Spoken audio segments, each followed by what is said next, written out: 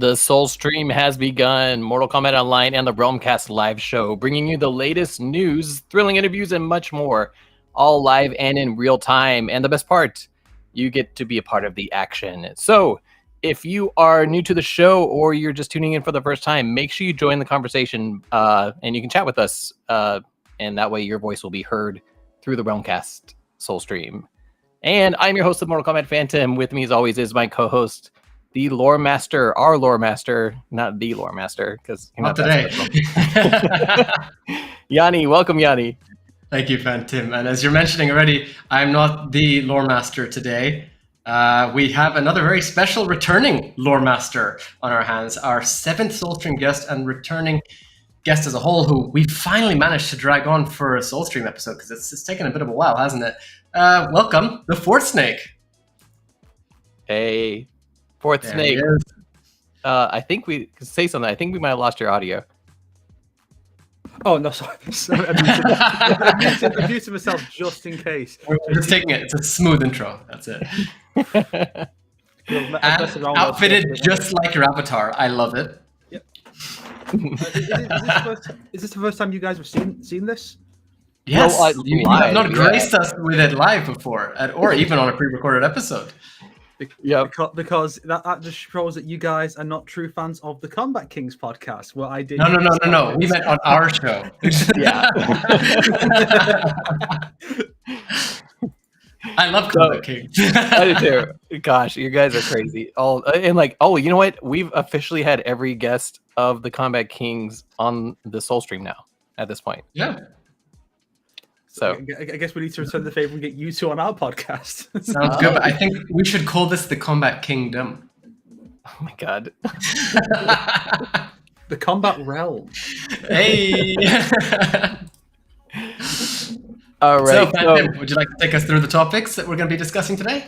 Yeah. So today we have a few topics to discuss, including Ed's recent tweets, as always. There's some news related to mythologies, the new Mortal Kombat movie news, and a possible upcoming MK12 announcement, as well as our usual Soulstream artist showcase. And of course, there's going to be our discussion with the 4th Snake today. And I think that's it. Anything else I'm missing? No, I would say maybe we'll just mention what the discussion topic is. Everybody, today, as we've mentioned just now, we're going to be going through the news, whatever's been happening in the Mortal Kombat universe, and we're then going to have a little bit of a discussion on a specific topic that we've chosen. In this case today, that will be the evolution of the Mortal Kombat franchise's different eras and the changes in, really, I say gameplay, but mostly storytelling, I guess, within them, and how that's just been altered over the years.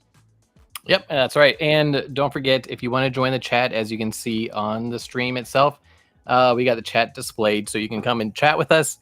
And when we turn that off, sometimes while we're talking, your chat will disappear. So kind of keep coming back, keep talking to us. We like to interact with you guys and see what you're saying. So just let me clarify then quickly, FANTiM, before we do get into it. You mentioned earlier, but I think it would be good to mention the actual platforms specifically. Everybody, if you are watching, just want to be sure that you're aware, you can join the live chat through YouTube, Facebook, I think Twitch as well. And you can find all of these social media links through realmcast.com. Nice and easy for you if you do want to join in into the chat with us. Yeah, because there are other places you can watch the show, and it doesn't let you talk with us. So we definitely recommend jumping over to realmcast.com, clicking on one of the links, and participation award will go to you. So all right, so let's talk Mortal Kombat news. What do you guys say? Let's do it. All right. And yes, see a member from Greece in the chat. All right, so first up in our MK news today is Ed Boon is kind of reliving the past. Yeah, I thought this was a pretty cool post actually when it came up. I do too. So MK Doki for you. You just don't want to say it properly, do you? He released this post, or he posted this picture. Yani, you want to go tell us about it? Well, I mean, the tweet itself is of Ed Boon when he was working on pinball machines, saying that his voice is in 20 pinball machines. I would say it's in a lot more, considering all the "get over here's" we have over the years. But if you scroll up, I think he mentions that this is from his time in Germany when he was writing software for Taxi and Black Knight, 2000 specifically. Yeah, it's a cool little throwback. It's kind of cool to see the roots of everybody. I don't know. Is there really much else to say about this besides Ed Boon is a pinball programming master that made Mortal Kombat? I think it's just awesome to look back on, you know what I mean? To see just how far, firstly, games have come, let alone how, I'm not saying Ed looks old now. I'm not saying that at all, but you can see how young he looks in this picture too, you know? Yeah. And it's just really crazy looking back on these things. And even just the idea that, okay, it's a bit of a silly one to raise, but it's something that I don't think we really talk about very often nowadays, unless you're really into photography. But it's kind of just crazy how the actual graininess of the picture itself really illustrates the time that this is from, as compared to pictures that would be taken now. You know what I mean? With Mortal Kombat 11 and stuff, for example. Oh my God, you're such a zoomer. This picture looks old. You look old. Ed's the kind of guy who doesn't really seem to age that much, but then you do get taken aback. Like, you compare to him, MK11 interviews compared to, say, MK9. It doesn't seem to have changed much in that entire decade, or even back during the 3D era. But it's every now and then you see a pic of him from way back, 80s or 90s, and it seemed like babyface Ed Boon. It's strange, but in a pleasant way. Yeah, exactly. I just love that his eyebrows haven't changed throughout the years. No. the always recognizable Ed Boon. And we mean that with love. Yes. When you see him on the impaled on one of the pit columns on the way down, you can tell it's him because of the eyebrows. That's the main reason you know it's him. So I know those eyebrows. When Ed had his birthday recently, we posted a happy birthday picture, and we made sure to focus on getting those correct because it's the single most defining characteristic, I would say. Yeah. Is that why Tekken's his favorite fighting game series? Because all the Mishimas have got the big nose to the eyebrows, and he sees some of himself in Kazuya and Heihachi. Is that the reason, Ed? I'm on to you. I feel like we're going too far into the point where he might think we're making fun of him now. I said we mean it with love. And also welcome to everybody in the chat, by the way. I see Sonic HXD. You're welcome back to the Soul Stream, although you're not on live with us at the moment. You've been replaced by your other Combat King, or Snake. You have been overthrown, brother. Yes. Now is my time to reign. All right, and then let's see. Next up on news, this one I thought was kind of interesting. So, I don't know. What kind of rumors do you guys remember about Mortal Kombat 2? There was stuff like nudalities and the most craziest stuff that you can think of. Well, I was too. So. Well, never mind. Let me tell you about it. Back in my day. I know I'm old. I'm not that old. What was that? I know I'm old, but I'm not that old. So, when Mortal Kombat 2 came out, there was all kinds of crazy rumors about fatalities and other finishing moves that never existed. Of course, we all know about the characters that everybody thought would be in it, like Ruby or Scarlet, stuff like that. But there was all crazy stuff, one of the ninjas would take off her top, and there's fatalities that I'm not even going to mention on here, but similar to a Johnny Cage and Melina meme that are out there. So this is all stuff that was talked about back when Mortal Kombat 2 came out, and during this time you were playing in arcades and stuff, so anybody could come in to school or you could run into somebody and they'd be like, oh man, I saw this kid do this crazy thing, and just tell you the story, and you don't really know if it's real or not because it's not like we had the internet to look stuff up gaming magazines were getting fooled all the time by stuff. Like it was crazy. So one of those crazy rumors was that the Living Forest would actually have a stage fatality where the loser would be thrown into one of the trees and the trees would eat him up. And Ed kind of acknowledged this recently on his Twitter and kind of acknowledged that rumor because that's something that I remember. And so he posted a little clip of it, just kind of showcasing and talking about it. And I don't know, I just thought it was a cool little callback. And the fact that Mortal Kombat does this with his rumors is one of the things that everybody loves about the franchise. So, well, what makes this video so great is that it's been done on Quan Chi, and I always appreciate that. Well, what's actually cool to me as well is that if you scroll down, FANTiM, and you look through the comments, you might notice quite a few comments are saying that, there you go. Yes, it is. My brother's friend did it. It's like everybody actually believed that it was a thing. And when it was in MK9, I remember people saying, oh, they brought this back. And it's like, no, they didn't bring it back. They put it in. And everybody thinks that it's actually happened. It's such an interesting like progression of the rumor over the years, to the point where people actually believe it was really a thing back then. Right. Yeah. So that's a cool little callback that Ed posted recently. And as we say, the Realmcast, this is just our news section. So we're just kind of going through and showing you what happened this last month since our last Soul stream. So, hey, Bran. Everybody, I'm not sure if you are aware, you should be by now if you've been watching the Realmcast about Mr. Midnight Owl. He has actually just released, actually, FANTiM, do you want to take him through it? Oh man, I need to queue it up. Can I do that? You talk about it. Let me find it real quick. Brad, are you cool with us sharing your little project? Because Bran has actually put together a sort of, what would you call it, a documentary, I suppose, of George Romero's Resident Evil.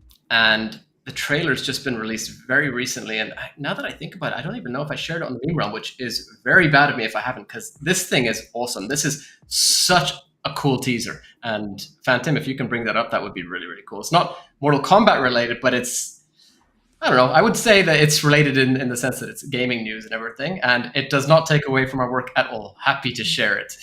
Actually, you say that, but do keep in mind that film was passed up for the Paul W.S. Anderson movies, and as we all know, Paul W.S. Anderson directed the first Mortal Kombat movies, so it is related. Oh, Perfect. It is related. Perfect. And maybe Paul's going to be mad at us for sharing this, but I don't think I can do it with audio, so I love making movies, and it's yeah, I don't know if it's gonna. We've had a few issues where we get hit by different things. Yes, fair enough. So if you, that's cool. Brandon says if he makes another documentary, it's going to be Mortal Kombat. So naturally, of course. Yes. Generations, that could be a fun one. So yeah, if you're be playing Reptile, I wish.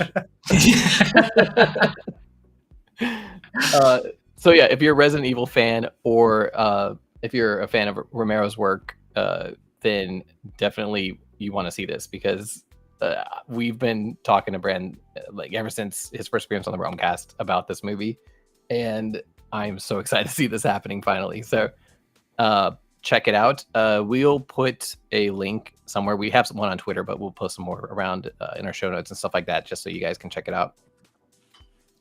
You can't. Actually, I would say you can still tell that it really captures the atmosphere, but with the audio, you can really, really, really tell even more so. I highly recommend you check it out properly, guys. It's such a cool trailer. All right, so what's next, Yanni? What is next? We have the mythology news. I put quotation marks here for news. Yeah. I'll talk about it. So this is an idea. Take care, Sonic. So this is an idea that has been like everybody wants this, and Game Rant finally, or is it Gamer Rant, or is it Gamer Ant? I've always wondered actually, is it Game Rant or Gamer Rant? What would you say? From the logo, I'd say it's Game Rant because they're different colors. Okay, so it's Gamerant. Gamerant, yeah.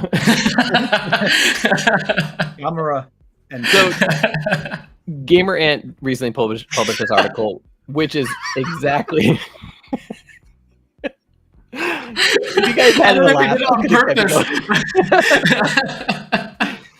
All right, so they recently published this article, which is what every single Mortal Kombat fan has been asking for since Warner Brothers started doing stuff with Mortal Kombat again.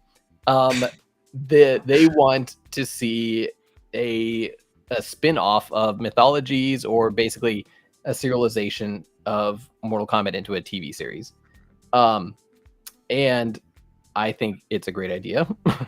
As we've said before on the show, we need Mortal Kombat TV, not just these movies that they're making, but we need more Mortal Kombat. Like, even do a sequel to Conquest, like we talked about with Larry Kasanoff and Daniel Bernhardt and stuff.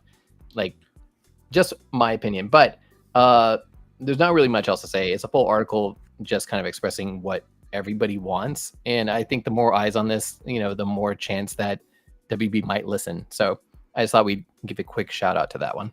I mean, it's cool because like the idea that I got from the title itself was that, or rather from how you described it to me, was that they were pushing for a Mortal Kombat Mythologies remake or something. But now I've got two things that I want. And you also make a very good point in that we do kind of have to keep reiterating, which is that you guys need to make it clear what you want to WB and NetherRealm. You need to. I'm not saying push in a insulting manner, no threats or anything. No need to stand stuff here. None of that. Nothing nice. Over the top. Be nice, exactly.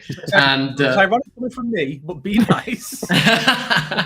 See, and that is one thing I have to say, Snake. I know that you are known for your negative takes on the series, as well as the sort of abrupt, for lack of a better word, way in which you address the developers. But I don't personally see it as you being rude. I think it's just more of your YouTube channel sort of approach. And it's clear that you love the series and you just want what's best for it. So I know that, like, it's weird for you. There's a lot of hate and there's a lot of love. I'm personally, as is FANTiM, obviously on the side of we like your content, we love your content, we keep having you on here, you're a cool guy.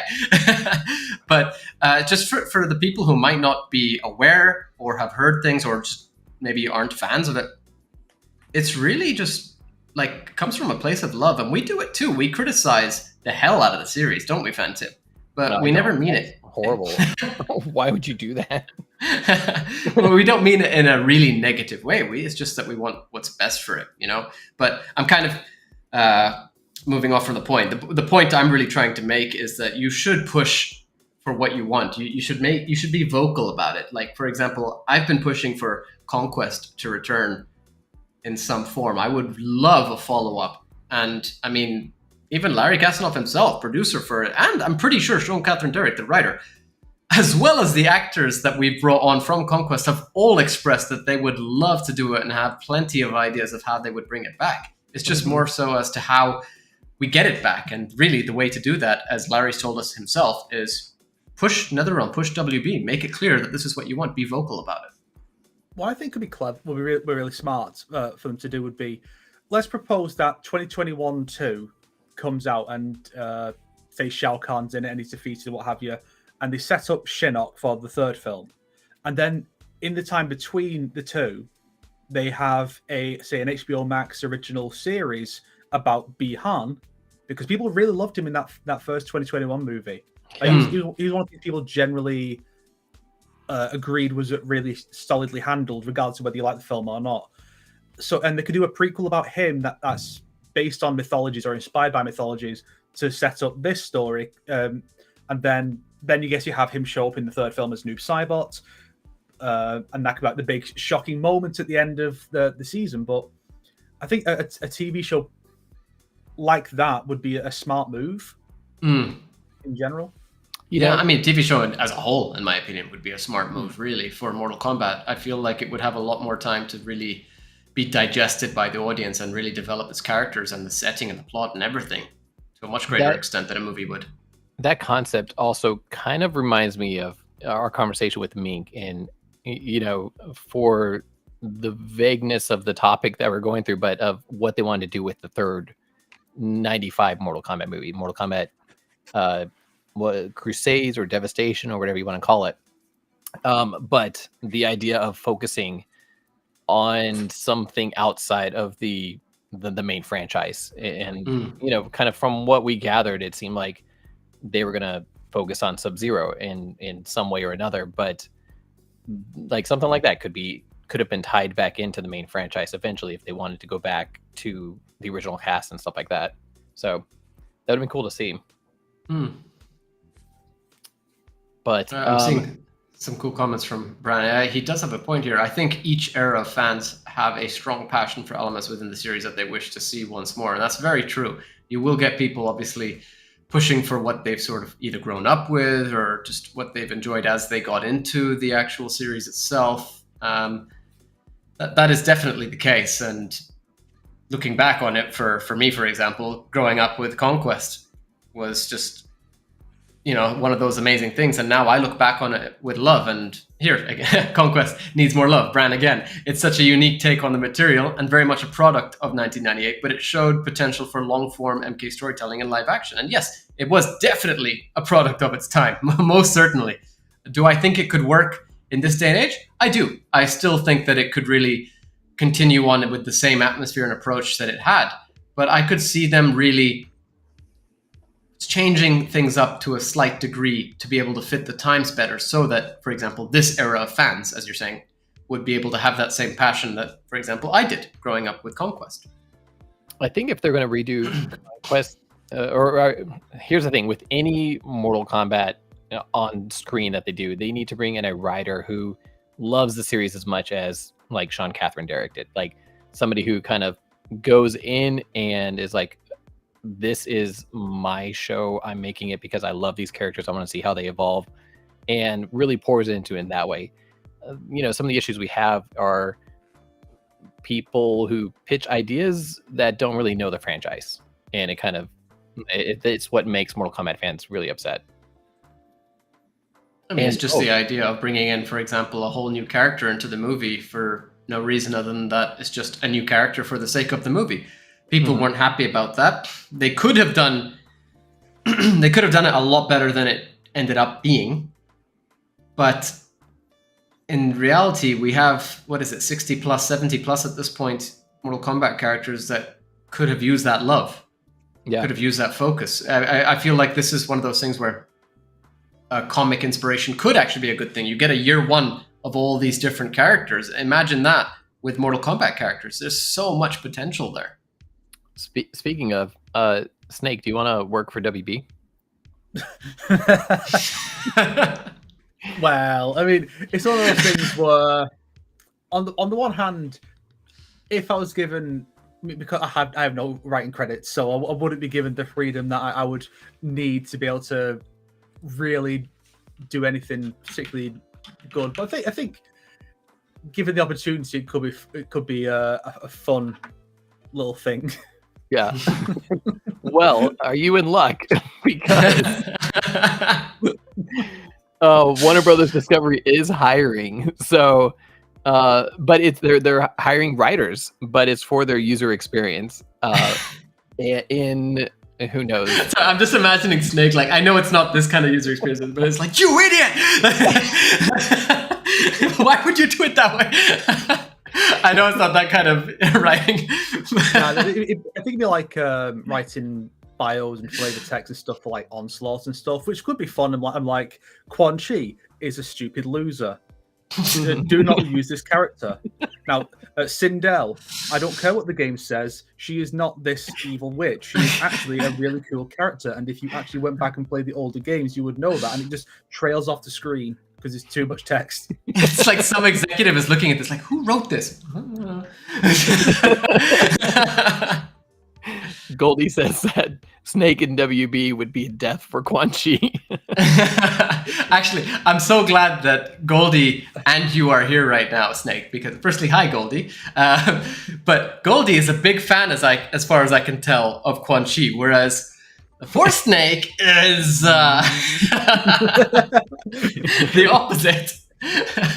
Well, I've definitely mellowed out on Quan Chi over the years. It was one of those where it's almost indicative of the series as a whole, where I mellowed out a fair bit on MK9 and X because 11 came out and I saw how much worse it could be. And so like the main targets of my iron now are Chronica, Devora, and Devora less so, but particularly Chronica and the aftermath version of Sindel.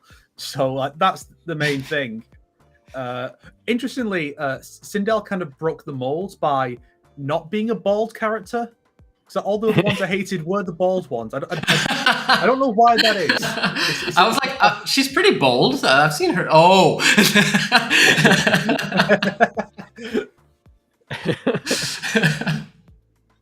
So yeah, if anybody's interested in working for WB, their job posting is up on the site, and it's for WB Games. So who knows if you or no, it is actually for NRS, isn't it? It is for NRS, is it not? Yeah, it is. It is. Yeah, it is. Yeah, it is. I would love to see if anybody in this chat or watching this does actually apply. Let us know. I'm actually genuinely curious to hear like how many people who are fans. Yeah, but I want to see those who are fans if they're actually applying, because it's kind of awesome for me to see people actually try to get into the fandoms that they love, and you see that with certain I'll say series without mentioning any names, because that usually does end up in drama. I don't want to get into that. Well, but Legacy, it's pretty cool. Legacy was that, wasn't it? Like it was a guy who True. made like a pitch That's Rowan, for WB in Rebirth, and that thing had its problems. But then some of those problems were ironed out when they made Legacy, and that was an improvement. And it's like, well, clearly, just the fact that Hydro was included in it, that shows this guy knows what he's talking about. And yes, changes are deliberate creative decisions rather than I don't know what I'm doing with these characters, which is a vibe you can often get with numerous properties. MK is no exception to that. I won't name names, but that there's an example of when you can get a fan in. It's just unfortunate that his MK thing got screwed over by the desire for the big budget movie that was 2021. Which you guys have covered on this very podcast, I believe. Yeah, discussing Generations. Well, not just that too, but our conversations with Mr. Midnight Owl kind of demonstrated how what was originally set up there for Legacy and Legacy Season 3, how that kind of evolved into and held back what we saw in Mortal Kombat 2021. Because that script, a lot of those ideas for that original movie still kind of stuck around, even though the writers seemed to try to salvage it and take out stuff as much as they could. One thing that I found very interesting in the shift between Legacy into Generations, into X, into 11 was actually the outfits. Because firstly, most of the outfits looked straight out of MKX, if you remember the leaked images and everything from Generations. But then on top of that, if you look at Johnny Cage, I swear his outfit looks like it's in MK11. And that's kind of crazy to me, because that's like predicting the future at that point, or inspiring it, even though it didn't actually release officially. That's a good point. Yeah, because it was pre MKX, right? Yeah, we spoke to Casper Van Dien about this, actually, and he wasn't sure as to whether or not it inspired MK11, but he did know what he wore. He released the pictures for us, actually, and I don't know, it was pretty cool looking back on that. And hello, history behind the warrior. Oh. They did get Scorpion's actor from Generations in for MK11, so I imagine. So clearly, the people at NetherRealm must have seen probably the test footage we saw, maybe a bit more, and thought this is good. Maybe thought this guy's a really good Scorpion. He portrays the Master really well. We should bring him in. So sorry, Ian Anthony Dale. No, in Generations it was recast to Ron Ewan, who played him in. Oh yes, you're right. Yes. And then Zero in Snowblind. But that's a fair point. So there was some inspiration clearly from that, and also on WB's part, they were like, "Who's that guy playing that Kung Jin guy? He looks like he has potential. Let's get him over the main one." Yeah, let's give him an entirely new character. I actually like what history said, by the way. When a good meme, every history I've ever made now is wrong because of retcons. Pain. I feel so bad for you, man. But honestly, regardless of that fact, like if you haven't watched History's videos just for the lore, even though so much has been retconned, first I'd ignore the fact that everything's been retconned, because even then it was still canon at some point in time, and it's still like such an awesome story behind each of the characters, and History goes into them in such beautiful detail. So thank you for that, History. Don't worry, there should be no pain. And well, speaking of actors playing Scorpion, you are on fire with the segues today, man. Look at that. Okay, so is that Bloodborne? Hey, Bloodborne. No, we're not talking about Bloodborne. Hey, it's there. It's there. Yanni's ADD is kicking in. So, Hiroyuki Sanada, who played Scorpion in Mortal Kombat 21, does not know if he's coming back for the next movie, which is horrible news, in my opinion. Basically, the article just kind of breaks it down. They had an interview. Yanni, do you want to read the quote from it? Well, long story short, it says, "I hope so." Yeah, that was pretty much it. No, but there's a bit more. This interview was taken for something to do with John Wick 4, I think. And when asked about whether or not he was going to reprise Scorpion, he says, "I have no idea. I didn't hear anything officially yet, but I hope they'll make a Scorpion part, and I will get to say, 'Get over here' again," which is good to see. He was arguably the best alongside Joe Taslim as Sub-Zero for me in Mortal Kombat 2021. He was perfect, in my opinion, as Scorpion. I mean, he's no Cole Young, but he was a great Scorpion. And, the thing is, what makes me curious about this is that you would have expected that by now he would have heard something. So it's either one of two things. One, he's lying. He can't say anything because of an NDA maybe. Or two, well, it's one of three. Or two, they're going with Louis Tan as a sort of reborn Scorpion. Yeah. Or three, they just haven't contacted him yet because they didn't need to yet. Bran has a good point here. He says, "I personally feel like they did this on purpose, that he was picked for the flashback scenes, and then at the climax, his face was mostly burnt off, leaving the door open for a new actor to take over the role." A lot of people kind of focused on that scene recently and kind of posted some stills, and as he's burning Sub-Zero with the fire fatality breath stuff, his face is actually kind of dissolving, crisping away. So crisping away. Yeah, I don't forget to order KFC. No. Stay sponsor. No, but I see what you're saying, Bran. But like, while you could be right, the other side of the coin is that, I mean, it's Scorpion, and he literally has, the whole. Forget Toasty. He just rips off his mask and shows his skull just so he could burn people anyway, breathing fire. So it could be, again, one of those two things potentially. Who knows at this point? And I like Kevin Balla's comment. We got Ferrotorn live action before Cabal. What's funny is they've actually both been in recent projects. Now that if you think about it, because we've had them both in one in Generations, one in MK 2021, and then one in the latest Mortal Kombat Legends movies. Both were. Sorry, yeah, both. Tom Holland will play Scorpion.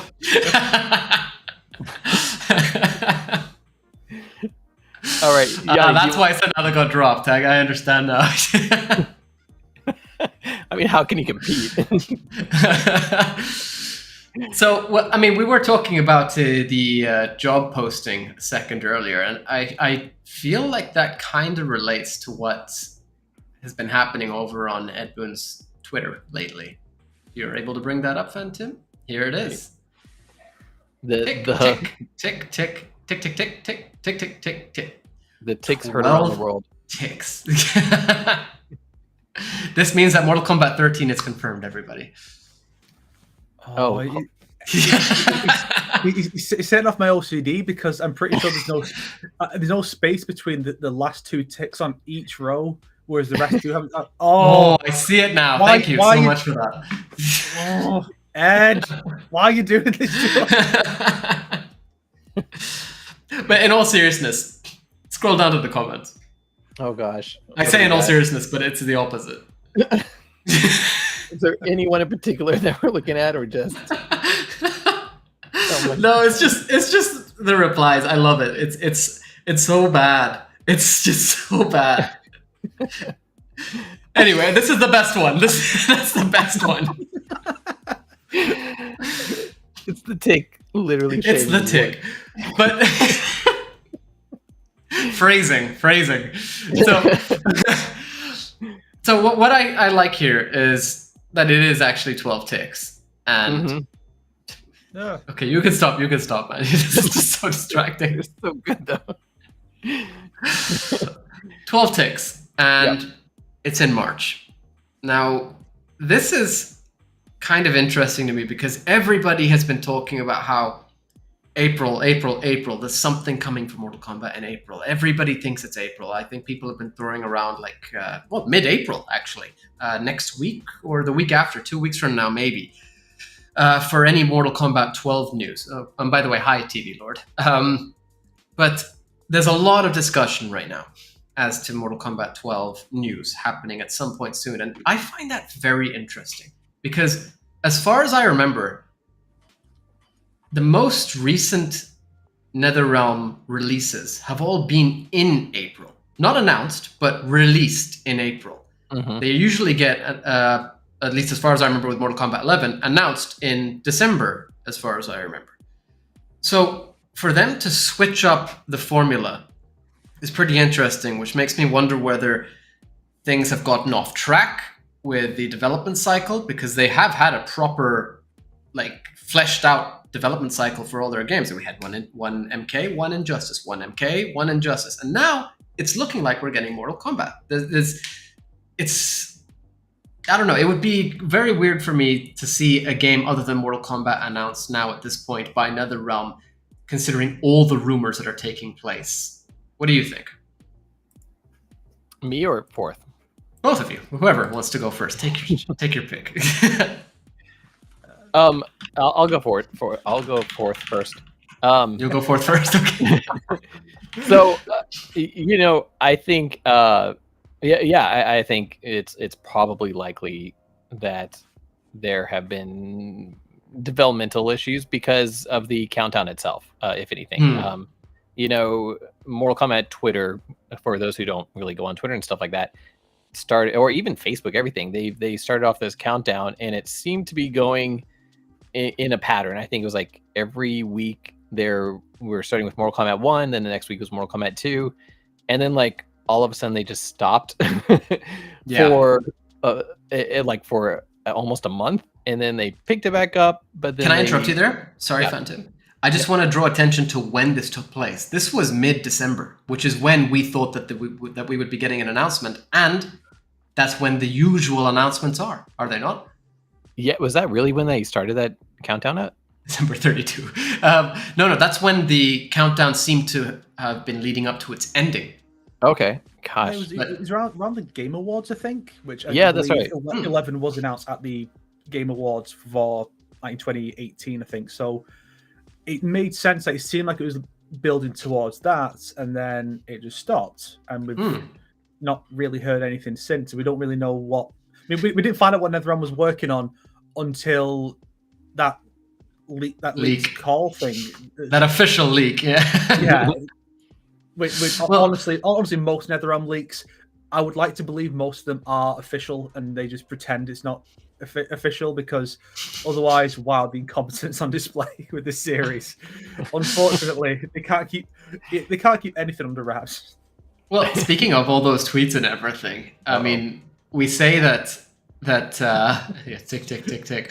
We say that the tweets seem to be leading up to an ending in December, but they have clearly continued until now. FANTiM, I don't know if you're able to pull one up for us. I just want to draw some attention to this tweet for a very specific reason. Can you get me any of Mortal Kombat's official tweets? Oh, yeah. Let me any of them. Let's see. I guarantee now that I said any is going to be the worst one possible, but let's just go with it. Probably it's got nothing to do with Mortal Kombat. All right, Mortal Kombat 30. Let's see. Oh. Keep going. Keep going. Um, There. this Nope, one. down. Further down. There. April 19, the Infinity Stones had set the stage for Avengers Endgame, and Seven Rings by Ariana Grande was topping the Billboard Hot 100. Mortal Kombat's past and present were about to clash across the realms. What? Well, no, they've done that with every one of them too. They're like 1992. No. They're like, This happened after December. The tweets, as far as I remember, started getting off topic from Mortal Kombat specifically and started talking about other things that had happened around the world after December. I'm pretty sure about this, or at least towards the end of December. Everything was specifically about Mortal Kombat, Mortal Kombat, Mortal Kombat, Mortal Kombat, and now it's like, oh, Shrek was released on this day. Mortal Kombat did this. You know, I feel like there was something with the development cycle, and really, this is how they're sort of damage controlling it. They're just throwing in tweets like this. I mean, don't get me wrong; it's a smart method of bringing back the tweets to continue the pattern, but this, in my opinion, really, really could show that there was a change in the plans for some reason. Yeah. And I mean, could you throw up that picture that I found earlier this morning? yeah. So I came across this morning. One of the cosplayers I follow, she's done an amazing Sub-Zero for Mortal Kombat, and I'm pretty sure other ones. She did an Elsa Sub-Zero sort of mashup, which looks so badass. This is, I don't know if I'm pronouncing the name correctly. There's multiple ways this could go. I'm going to go with Lisa Mancini. Could be Mancini, could be Mancini. I'm going with Mancini. Cassie Cage in progress. Here to remind you to finish your MK cosplays for next weekend. Now, I find this very interesting. It looks great, but I find it very interesting by the wording. Finish your MK cosplays for next weekend. This could just be the tinfoil hat. It most likely is. But why next weekend? You know, why are you trying to get a Mortal Kombat cosplay? Why are you telling everybody to get the Mortal Kombat cosplays finished by next weekend?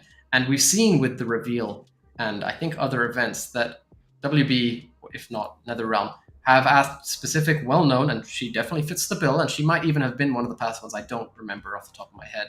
But they have asked well-known cosplayers to actually get some cosplays done for reveal events and such. And I wonder if this is potentially one of those situations. Is there a convention coming up next weekend, like a Mortal Kombat specific convention for Mortal Kombat cosplayers? No, not that I know of. But as we've said already, I feel like there's been. I feel like there has been a lot of discussion around mid-April, even April 19th or something, for any Mortal Kombat news to drop.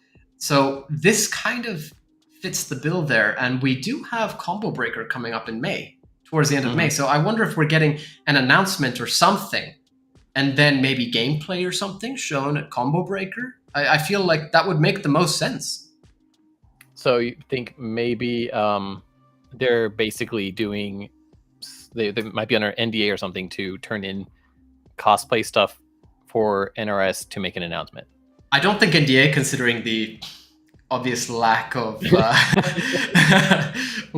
worriedness about confidentiality here. I feel like this is one of those situations where maybe it wasn't clarified that it should be kept under wraps. If that is the case, I could be completely wrong. I don't want to get her in hot water here. For all we know, it's just something completely random. This is just me going full on Mortal Kombat 12. Let's speculate. You know, I'm really going into it right now.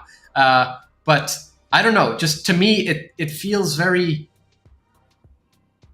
too coincidental that this is coming up when everybody thinks April is going to get us some news. And obviously, historically, we've had releases by NRS in April, etc., etc. We have a big event coming up soon, which is in Chicago, which is, you know, where NetherRealm Studios is located, as far as I know. I don't know. I feel like there's too many things clicking together here, too many things aligning for this to not be the case. And I don't know. Could be wrong. Maybe for all we know, somebody at WB or NRS is like, they figured it out. Change it. You know what I mean? But I don't know. It just, to me, this really stuck out. And she's a really cool cosplayer, by the way, everybody. You should check her out. She's got some cool stuff, especially that Mortal Kombat Frozen sort of crossover cosplay. It's really, really cool. Did you But did you call her Lisa Mankini earlier? I said Mancini, Mancini. I don't know what you want me to say. I'm pretty sure Mankini is a specific thing that she might not be. I'm wearing one right now. No, What do you think, Forth? Do you think we're getting an announcement? I feel like it has to be soon. I mean, unless there has been a massive shift in the development, maybe like a complete restart, or if perhaps they were working on something like DC related or what have you, then they had to change course relatively recently to do MK12. But we know MK12 is in development. The dude said so. That we know it for a fact, unless he misspoke, which I guess is possible. But yeah, it's just I can't imagine what event it could be. Maybe it's not even an event. Maybe it's just like maybe they're just getting a bunch of cosplayers to record little clips so they can edit it together in like a little promo video to go at the starting, like MK cosplayers, and here's a bunch of cool ones. Here's a Cassie Cage. Here's a Scorpion, and then that leads into like a proper announcement video that could go at Combo Breaker. Combo Breaker is probably the most realistic place to announce it currently, unless they just come out and just do it randomly. Yeah, I can't think of anywhere else they could really do it. So we got a couple comments. Robert says, "Yo, sup," and asks if we're talking about any MK or if we got any new MK12 news, which I think we kind of just covered that. But also, Mike raises a good point. C2E2 was this past weekend, and there's nothing next weekend. So this could line up. Record looks the most likely. Yeah, it does seem like. And I would like to address the fact that I got Mancini correct apparently on the first go. Thank you, Robert, for that.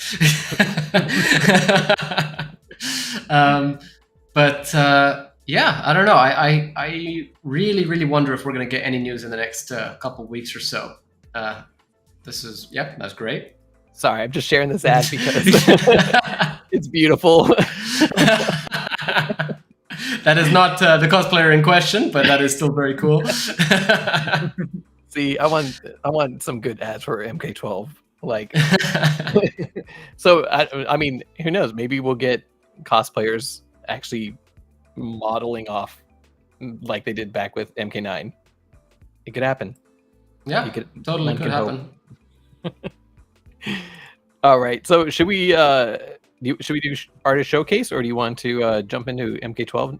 Or let's do the artist showcase. I think this is a great point to do it. Actually, the artist that we are showcasing was in the chat earlier. Not sure if she's still there, but we will be showcasing. I wonder if you can pull up the art as I say the name. Is this going to happen? Oh. It is. No. Say when ready. I'm cheating. I tried. It is not Melina. It is Goldie Milrose, at Goldie Milrose on Twitter. She has been posting, I say she, I'm just assuming, but she's been posting some pretty cool MK art for a little bit now. She has an ongoing project of the Mortal Kombat Armageddon roster in either her own styles or a combination of previous. As we can see here, for example, this is MK9 primary smoke costume with his alternate mask. We saw Rain just previously. Mind switching back? Rain didn't get enough showtime there. Rain's good. We're moving on. Oh, man. We got Chameleon here looking pretty damn awesome. Very, very Armageddon look here. I'm really liking the style, you know? I want to say for this next one, this is actually one of my favorites that I've been waiting for this one, by the way, just because of all the hate that he's been getting on this chat. Here you go, Snake. This one's for you. Hey. You just like it because Serena's there. Come on. Yes, I do. No, but I think it's a very, very nice piece. And it's an interesting sort of different style from the other pieces, too. I don't know if you're able to go backwards or forwards right now, FANTiM. But it's pretty cool seeing the altered style that we've seen from the roster choices. Like, so just to clarify what I was saying, she's going through the whole Armageddon roster and going through them in order. She started with Scorpion, moved through to Sub-Zero. She's going through the Ninja. She went through the Ninja, actually. We're just showing a few of them. I think the latest ones are Cabal and Dairu, which are looking pretty cool. So you should check her out on Twitter, at Goldie Milrose. We will leave a link to her Twitter in the description of this video following the episode. But really cool stuff. Love the art. Keep it up, Goldie. Yes, Very definitely. good stuff. But I must ask, why was Quan Chi and his, why were Quan Chi and his enforcers, needs to be grammatically correct, why were they on the pit? I recognize that volcano. It's from the modern version of the pit. I wish to know why they're on Shang Tsung's island. Why is Shang Tsung not there, kicking them out? The lore here is very important. I need answers.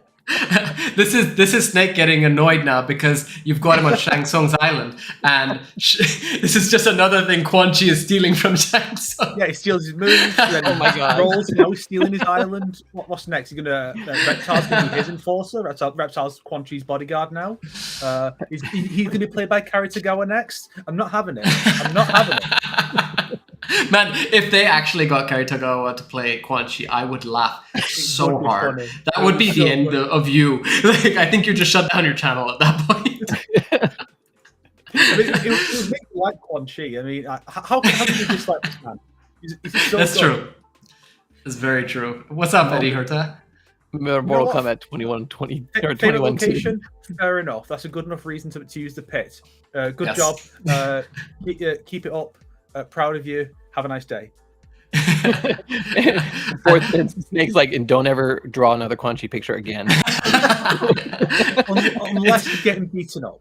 Quan Chi is her favorite, as far as I can tell from her Twitter. So this is amazing for me. No, she's got some really cool ones, like mashups, like with Cassie and Quan Chi and stuff like that. Yeah, I love what she draws. I like how everything is coming together today with the characters that we're talking about. We've had Cassie and we've had Quan Chi both in the spotlight with multiple different things at this point. It's very interesting. But she's got a really cool Serena piece that I saw, which is still being worked on. I'm very curious to see that one. I'm excited to see the end result. So yeah, looking forward to it. I love Serena. She's one of my favorites. What do you want me to say? By the way, everybody, I forced FANTiM to make sure that we use the rain and the smoke images. Yeah. All right. Sorry, I'm just looking at the chat. Kevin, you're throwing them out there at us today. Yeah, I know. It's cracking me up. Oh, that's it. So yeah, the whole thing where Scorpion's face is coming off is intentional. Is because they're going to cast Andrew Tate as Quan Chi, so they can cast Sneeko as Scorpion. His protege. I see where you're going with this, Kev. We're on the same wavelength here, buddy. I think. See, we need people to be applying at NRS. The posting's up. At this point, I don't know if we do. Fourth, you're scaring me.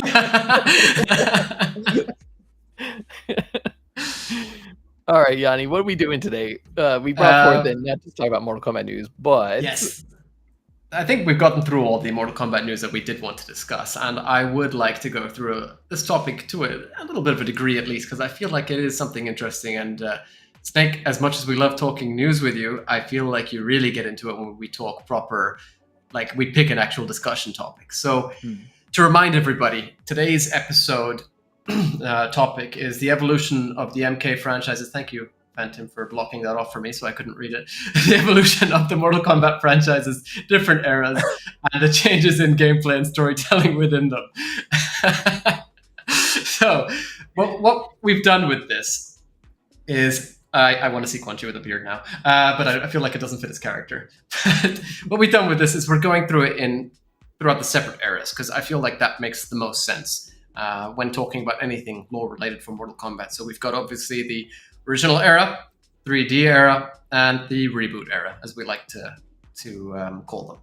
So to give you all a bit of an example as to how we kind of want to address this, I would start off by saying that the original games, and by original games, let's just for now start off with MK1, 2, and 3, all generally told the story, as far as I can really place it, as through biographies character bios, endings, meaning just mostly text and stuff, but then you also had the imagery, for example, the arenas themselves, the costumes of the characters. I would even go so far as to say the names, as well as the abilities and fatalities, helped tell the story of Mortal Kombat 1 through to 3. How would you sort of like to elaborate on that then? Which direction would you take that in? Yeah, so with the original games, the story itself was like a choose your own adventure. I guess is a good way to explain it. Like whoever you beat the game with, that's the story you got. But then, and that's especially with Mortal Kombat 1. Mortal Kombat 2 kind of expounded on that a little bit because all the endings in Mortal Kombat 1 didn't really define what was going to happen in the next game. They were like, this person is the victor of the tournament, blah blah blah. But the main point was it kind of elaborated on their backstory. Like Scorpion, you find out that he had avenged his family and stuff like that. Mortal Kombat 2 is when they kind of really chose one of those those endings from Mortal Kombat 1 and elaborated on it in making it into a new game. And the choose your own adventure stuff is still kind of there because everything was relevant in those character endings. But with Mortal Kombat 2, you got to see Liu Kang's ending fleshed out even further into a new game. And as far as people who are like learning about the franchise for the first time, it was basically, what can you do off the game, or did you pick up like John Tobias's supplemental comic book and stuff like that? You don't really know anything except for what you're playing, which was kind of interesting, I think, for the first 3 games. What do you think, Snake? Yeah, I guess I'd agree with that. It was just kind of interesting to see with the stages and the environments how they would have a whole different vibe between games. Because the first one was very basic in its setup. It really was just Enter the Dragon by way of Big Trouble in Little China. Like it's just the martial arts tournament island, which just happens to have a horrible dungeon underneath, and that's kind of it. Mm-hmm. And then MK2, it's like, here's all these weird alien hellscapes with all the different sky colors and stuff, and they almost all feel like completely different worlds in and of themselves, which I'm not quite sure how much of Shao Kahn's Grand Conquest had been described by that point, but it does somewhat help to convey the idea of all these different places being merged together by him. I don't think the merging was actually a thing yet, but with the modern continuity, it gives off that vibe of, well, this is purple sky kids from this realm, and this one has a normal sky kids from this other realm. It's just like this big hodgepodge that conveys Kahn's conquest without words. Mm-hmm. So on the one hand, it does feel a bit inconsistent, but on the other, you have that element to it which works. Then MK3, it's a realistic setting which helps to like ramp up the tension. The stakes are higher than ever because he's made it to Earth, and these are just normal streets in, I think originally it was Chicago, and then nowadays it's New York, but just streets of Chicago. And those stages were all a lot of them were connected. Like you could see certain locations across multiple stages and be like, okay, so the bank is like just above the street, and then some of them were directly connected because you had the interactive environments where you could just uppercut someone through the floor, like go straight from hell into this other dungeon Shao Kahn has with his extra throne, or you can go from the subway up into the street. And so it's a way of like expanding this a different kind of storytelling in a way that's not using words, it's just using the environments to convey these places are close together. Which I can't think of any other fighting game that's really done that aside from occasionally like Shang Tsung's palace interior and exterior and Deadly Alliance. So it was a very unique thing that the early games did, and I would like to see that kind of thing come back, even though you don't really necessarily need to convey the story that way anymore, because you could just literally have a character in one arena and say, okay, let's go over here, and then you cut to them in this other location and you just conveys immediately in the story mode, this is nearby. Yeah, but I'm... Oh, sorry, FANTiM. I was going to say, that story, like using those story elements like they did in 3 of Chicago streets, like using actual Chicago elements, kind of added to the nostalgic factor that was established in Mortal Kombat 1, because as you said, it's basically Big Trouble in Little China meets Enter the Dragon, meets Bloodsport. And a lot of the movies in this time period were filmed in Chicago, like all the John Hughes movies, like Pretty in Pink, Uncle Buck, stuff like that. And so the fact that, I mean, of course, Midway being in Chicago is why they did this, but the fact that all these elements for Mortal Kombat 3 were in Chicago and they were being used in the games, it really kind of reinforced that nostalgia feeling as you're playing it, nostalgia for this movie cinematic environment. If does that make sense what I'm saying? Yeah, I get what you're saying. I think you guys are focusing a lot on the atmosphere, and that's a very good point, because if you go back to, for example, Mortal Kombat 1, when nobody knew anything about it, like, I doubt you can remember it, so let's sort of imagine it. You're going through the ladder. You've picked, for, let's just say, Sub-Zero. You're going through the ladder. You're building up. And I don't remember if you see the entire ladder at the beginning. Do you remember that, guys, or not? Does it show you the whole ladder, or does it start you right at the bottom and then you work your way up? Starts at the top. It starts at the top. Okay. So you've got that sort of atmosphere from the get-go then. It still works regardless. You see exactly who you're going to be fighting, and you see the boss. Then you see Goro, and you're like, huh?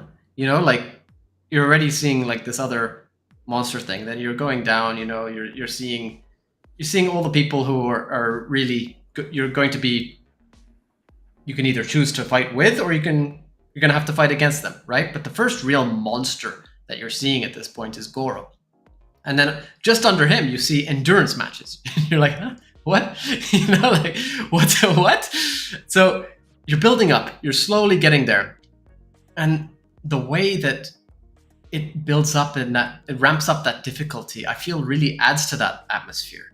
And I think I always bring this up when it comes to talking about the atmosphere and the lore of Mortal Kombat, but I really love From Software's approach of doing these things, and I'm going to raise them as a point again later. But it's how you do it with the atmosphere of the game and even the difficulty of the game. But you get past the endurance matches, and then you're in Goro's lair, and he just lands in front of you, And it's like, holy, it's like you're expecting a guy, maybe he looks a bit different, but then he's got 4 arms. And that's assuming that along the way you haven't noticed in the Warrior Shrine the big Goro statue. And you're like, oh, it's building that atmosphere through the arena.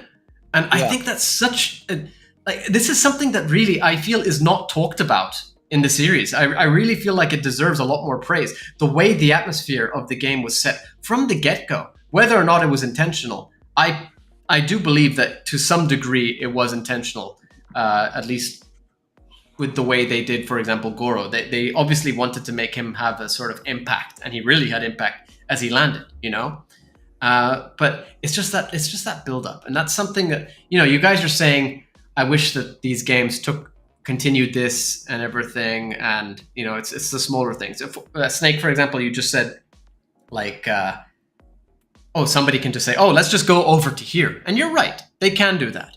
But when you're watching this happen, does that not feel a bit, for lack of a better word, lazy? It's like when you get that plot exposition where it's like, oh, look, it's that guy, he's done this, that. It doesn't feel natural. It feels forced. It doesn't set it up properly. Whereas the games at this point, it was less is more. They just showed you. They didn't really tell you much aside from the text through the bios and the endings. But exactly, Bran. The arenas had a lot of background details and sort of told a story. And that's what I feel like now. I'm not saying the arenas are bad. I'm not saying that at all. They look beautiful. They really do. The art is really amazing, and the design choices are just so cool. And it's maybe just a product of nostalgia, I suppose, in my mind, where you look back and you're figuring things out by looking at these things, because at that point in time, they didn't tell you everything. It kind of reminds me of like a lot of the games during this time too, because for example, like the game Myst is kind of on my head. Like Myst was a puzzle solving game that was like first person point of view, and in this game, you would kind of go around and read books, I think is what you did, and you watched like a couple of video clips that were in books. But as you're reading it, you're kind of learning about this world and learning how to solve puzzles. And Mortal Kombat did that in the same way with the environment, as you guys are, or as we're kind of talking about. Like, they were sprinkling little hints of what's happening, where you're at. Like, the whole aesthetic of it even is you're like, okay, well, I'm in some island that is not that is not specific in Asia. Like, there's elements of all these different Asian cultures in it, and you kind of are picking up on that. But it's a mystery, because it's not like, oh, I'm in Thailand. Like in the Mortal Kombat movie, it's like, oh, I'm somewhere in Asia and I'm fighting on this island, and they kind of added to that. I always enjoy this. Sorry, Eddie, this is the Realm cast, but we will address the question. We are not the Nethercast. They are really cool. We do like them. We consider them a really cool show as well, but we are not them. To be fair, there are so many Mortal Kombat themed podcasts. Perhaps too many. Perhaps we should fly all the hosts out to an island of some sort, and they can fight to the death for the right to be the Mortal Kombat podcast champions. As long as we get the statues, which relates right back to Eddie's question. Am I pulling that up again? So, why did they have the statues of the fighters before winning the tournament? I know the answer. Or at least I think I remember the answer. I'm pretty sure that John Tobias has actually commented on this before, but if not, I guess what I remember, or at least what maybe I've assumed, is that they put statues of the main combatants who had made it to a certain point, or were just those combatants for the tournament itself. So why didn't Shang have one? Probably for that air of mystery, so that you don't know who's coming, really. Like, also, Goro was supposed to be the reigning champion. He was the reigning champion. They didn't expect that Shang Tsung would really have to fight, right? So Goro had that statue. He's the one in the center. But then you have the combatants. You have to remember that it's still a huge occasion. This is the Mortal Kombat tournament, only held once every blah, blah, blah, Like, there's so much to it that these combatants really still had that air of grandeur, I suppose, by getting a statue made of them. Shang is in multiple. I don't even remember this. You're gonna have to remind me, Bran. Yeah, he's on his throne. Yes. Like, I meant as a statue. Sorry. Yeah, he has no statue. Yeah. But if you want the more boring, probably technically canon reason, it's because I don't think Shang is technically in the tournament. Yeah, exactly. Because the tournament ends with Goro's defeat. He's just the guy who hosts it. But Liu Kang has personal reasons to go after him. That's why that happened. Okay. He's not actually hosting the tournament, so it's not quite as interesting as the air of mystery of this enigmatic host of the tournament. But I think that is the technical reason. The real question is, whose statue is it? Scorpion or Sub-Zero? Yeah, because there's only one. Only one. Yep. Actually, FANTiM, I'm pretty sure you're able to get this picture, but the original cast got together for a picture where they recreated the statue poses, and we could technically use this to decide which one was which. No. No, he's wearing the same thing, isn't he? So not just that, but I was there. It was MK Collector put the picture together, and he actually did two of Daniel Pacina, or actually three. There was the Johnny Cage, and he had a Johnny as well. And a Sub-Zero. Yeah, they're in their victory poses. So we still can't tell which one it is. Well, I mean, moving between the games themselves. I mean, hold on just a second. So Snake, you said Liu Kang had his own personal reasons to be in the tournament to hunt down Shang Tsung. Yeah. What was that? Because in the movie it's to avenge his brother's death, but what is it in the games? Well, I'm not sure if it's exactly the same post MK1, because MK1's story was quite different before MK2 retconned it and made the Outworld stuff the focus. But originally it was that he was trying to reclaim control of the tournament for the Shaolin from Shang Tsung, because he had stolen it when he had Goro kill the Great Kung Lao. So he's there to do that. I think that does still apply, and that's why he goes to fight him afterwards to reclaim it, which makes you wonder, what would the tournament be like hosted by the Shaolin? Would you have a Shaolin master sitting there saying, yeah, kill him, finish him off, like Shang Tsung does? So I laughed while you were talking because Brand's comment just made me laugh. It relates to the statues. It does. Brand says, and Shao Kahn turns into a statue at the end of MK2 and explodes. You know what would have been brilliant? So, the Warrior Shrine's just a normal stage, and I'm pretty sure in the original you have to fight everybody on the roster because it's only a small roster. You have to fight everybody. Imagine if when you get to a stage, here's the Warrior Shrine, all the characters that you've already beat, their statues are destroyed. Oh, that would be cool. You know, that sounds something that could have, or maybe would have, possibly made into Mortal Kombat Nitro, which was what Acclaim was working on. They were going to basically make a new version of Mortal Kombat 1 before Mortal Kombat 2 kind of got announced and got handed over to them. But it was Mortal Kombat 1 but faster, kind of like Super Street Fighter Turbo. And it had like all these cool mechanics in it, like if you chose Liu Kang and you performed a fatality on somebody, then at the end of the game you would have chosen like the darker path of Liu Kang and gotten a darker ending than if you had beat it and kind of, you know, spared your friends and that sort of thing. Really cool. Explained to us by James Fink. Yeah, that's right. Yeah, the Realm Cast. That's right. So yeah, but I mean, something like that would have been really cool. Like every time you beat somebody and you go back to that Warrior Shrine, their statues destroyed because they suck and they're not going to be the champion. I'm inclined to assume the statues are magical in some way, just because like they couldn't. No, who made a statue of Sonya when no one knew she was coming until she was already on the island chasing Kano? So Kevin has the perfect response for you. He answered your question. Actually, Shang Tsung hired Tremor to pose as the ninja statue. And I guess he sculpted all the rest and said, "Ooh, Sonya Blade." And make one of her. My idea, or my always thought, is that, you know, Shang Tsung has a mason on staff, and he's like, "Hey, we got 6 statues we need by 5 o'clock because they'll be showing up, and this place is a mess."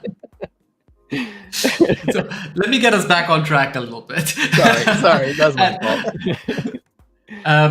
We've addressed all of this, but we haven't actually really properly addressed the plot. And one thing that I always find interesting to consider is how the plot has really changed in terms of focus throughout the games. Because everybody's always like, oh, you know, it's Mortal Kombat, but there's not even a tournament in this game, you know? And everybody always says, well, actually, if you think about it, there's only really a tournament in the first 2 games, is it? Pretty sure. It's just, it's the first couple games. So you have tournament. Yeah, I know that. Because MK3, there are certain endings that talk about the 3rd tournament, even though there's no explanation of what this tournament is, why it would be held, what is going on. It's just the 3rd Mortal Kombat, and then I think some endings hint at the 4th tournament for MK4 when they got the trilogy, and it's like we're hinting at MK4 now. It's like, but there was no 3rd tournament. It's just an invasion. What are you talking about? The 3rd tournament was in Deadly Alliance, and 1 character took part. Yeah, so that's the one I thought you were going to be mentioning specifically, the Deadly Alliance thing. But was it Deadly Alliance? Or am I thinking of? Yeah, it is Deadly Alliance. Lee May. No, it was. I keep thinking it's Deception for some reason. Hold on, you guys are going to have to explain this a little bit further for those of our fans who have no idea what you're talking about right now. Essentially, in Deadly Alliance, it was mentioned in Lee May's bio that her whole village has been captured and taken for the purpose of having their souls transferred into the undead soldiers to raise the undead army. And so this arranged as a tournament. And so Lee May is taking part in that tournament. And that's basically wrapping up right when Bo Rai Cho comes in and saves her, as revealed Deception. But all of her people were killed in this tournament were presumably all to fight each other to the death. And that's the only tournament outside of the one on the island and the Outworld tournament. Nice. Here you go, FANTiM. Thanks. Oh, are you giving me?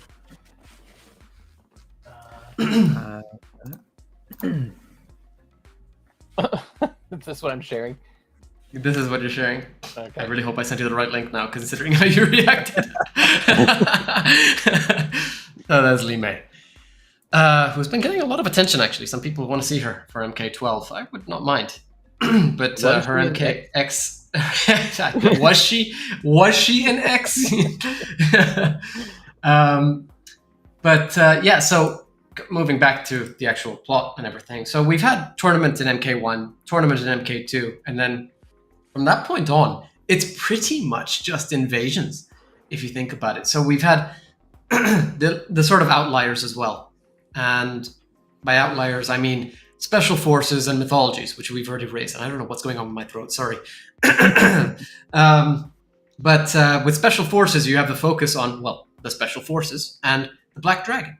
This one takes a bit more of a classical RPG storytelling approach, and you get a similar thing. What is going on? Sorry, guys. You get a similar thing. Make sure you buy energy drinks made by... I'm just kidding. We don't have any sponsors, guys. 1 second. What would Johnny Cage's energy drink be?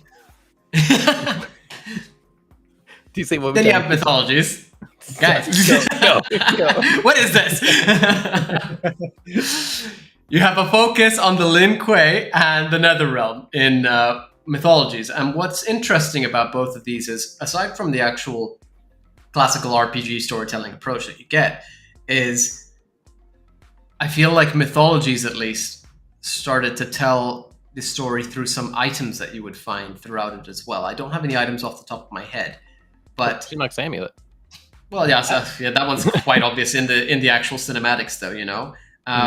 But that was cool because it actually took the time to firstly introduce new characters, which, well, yes, I know Special Forces did it. These characters actually made it into the next game and were the sole focus of the next game, with Shinnok and Quan Chi coming in through MK4, which, once again, was an invasion. Yeah. Did anybody... I mean, except for how do I phrase this? In Special Forces, did none of those characters made it into the next game? Like, I'm not talking about like Tremor, who made it years later, but no. The only ones who appear outside of that game period in the fighting games were Kano, who's already established, Jarek, who'd just been introduced in 4, and Tremor, who came about way later. Tasia, No Face are just not in it at all. Yeah. Interesting. Very interesting, right? Speaking of which, I was actually thinking about this the other day. I was like, No Face made it into Legends, but instead of Tasia, we got Kira. You know, it's just an interesting. I wish I asked Jeremy Adams about that when we had him on. But I imagine because Kira is, because she's been in a couple of the fighting games, and Tasia is literally in Special Forces, a game most people didn't play, even back then. And then the comic. Yeah, and even the comic, she's only in like 2 scenes, so it makes sense to go with Kira. But then again, it's like, is it really Kira, considering how much they changed her? Yeah, that is true. But it's definitely Cobra. Anyways, sorry. So no, what were you saying, Johnny? So we've talked about the comics and stuff, and obviously the comics are supplemental. Really, I don't think we need to spend too much time focusing on how the comics told the stories, because really it's, you know, typical sort of. I say this, and maybe this seems like I'm saying it in an insulting manner to comics. I know they each have their own methods of storytelling, but I feel like there are certain agreed upon methods in which a comic book does tell a story, and that's sort of what Mortal Kombat did with their use of the Malibu comics, etc., the tie-in to Mortal Kombat 4. So yeah, you were gonna say something? Oh yeah, I was just gonna. Well, like Mortal Kombat 1 up through like the first comic book was important in its own way, because it kind of outlined everything else. Mortal Kombat 4's comic, and I don't remember for sure if any others came out during that period. I don't think they did, but two had one. Yeah. So Mortal Kombat 1, Mortal Kombat 2, and then 2 and Malibu kind of meshed together into everything that Malibu is doing. But Malibu, as we talked about with another past guest, it was kind of them just doing their thing and getting some input from John Tobias and Midway. They didn't really have any guidance, so that's why a lot of that stuff kind of got scraped for canon wise. But Mortal Kombat 4 and of course the Mortal Kombat 1 and 2 main comics that we're talking about, they were direct tie-ins. But Mortal Kombat 4's comic didn't really add a lot to what you're playing, because everything that was established in that comic you pick up in the intro dialogue from Raiden, and you kind of pick it up through the game. So Well, that's all. you say this, but Charles Marshall, I'm assuming you were referring to his episode, of Write the Malibu Comics, was talking about how like they would choose specific characters with and try and sort of expand on their lore. I do feel like they may have had some form of influence over those characters in the actual games when they did come out and when they were sort of iterated upon, you know? I think it definitely impacted it. Like as we talked about with him, the Sonya Johnny Cage relationship, the fact that that became a thing after Malibu Comics, and we talked about this too with Tabmok. But there was like these relationships and characteristics stuck around in the future iterations of Mortal Kombat because of how they were defined in Malibu. But overall, as far as story wise and lore, like Smoke in the video games doesn't only say toasty. So yeah, just my opinion. But kind of going back to the 3D era stuff, one thing I thought was really interesting was Deception. Deception, well, the 3D era as a whole kind of shifted focus on their storytelling, and Deception in particular, it has its intro. You see the big duel between Shang Tsung and Quan Chi and Raiden and everything, and then Onaga shows up.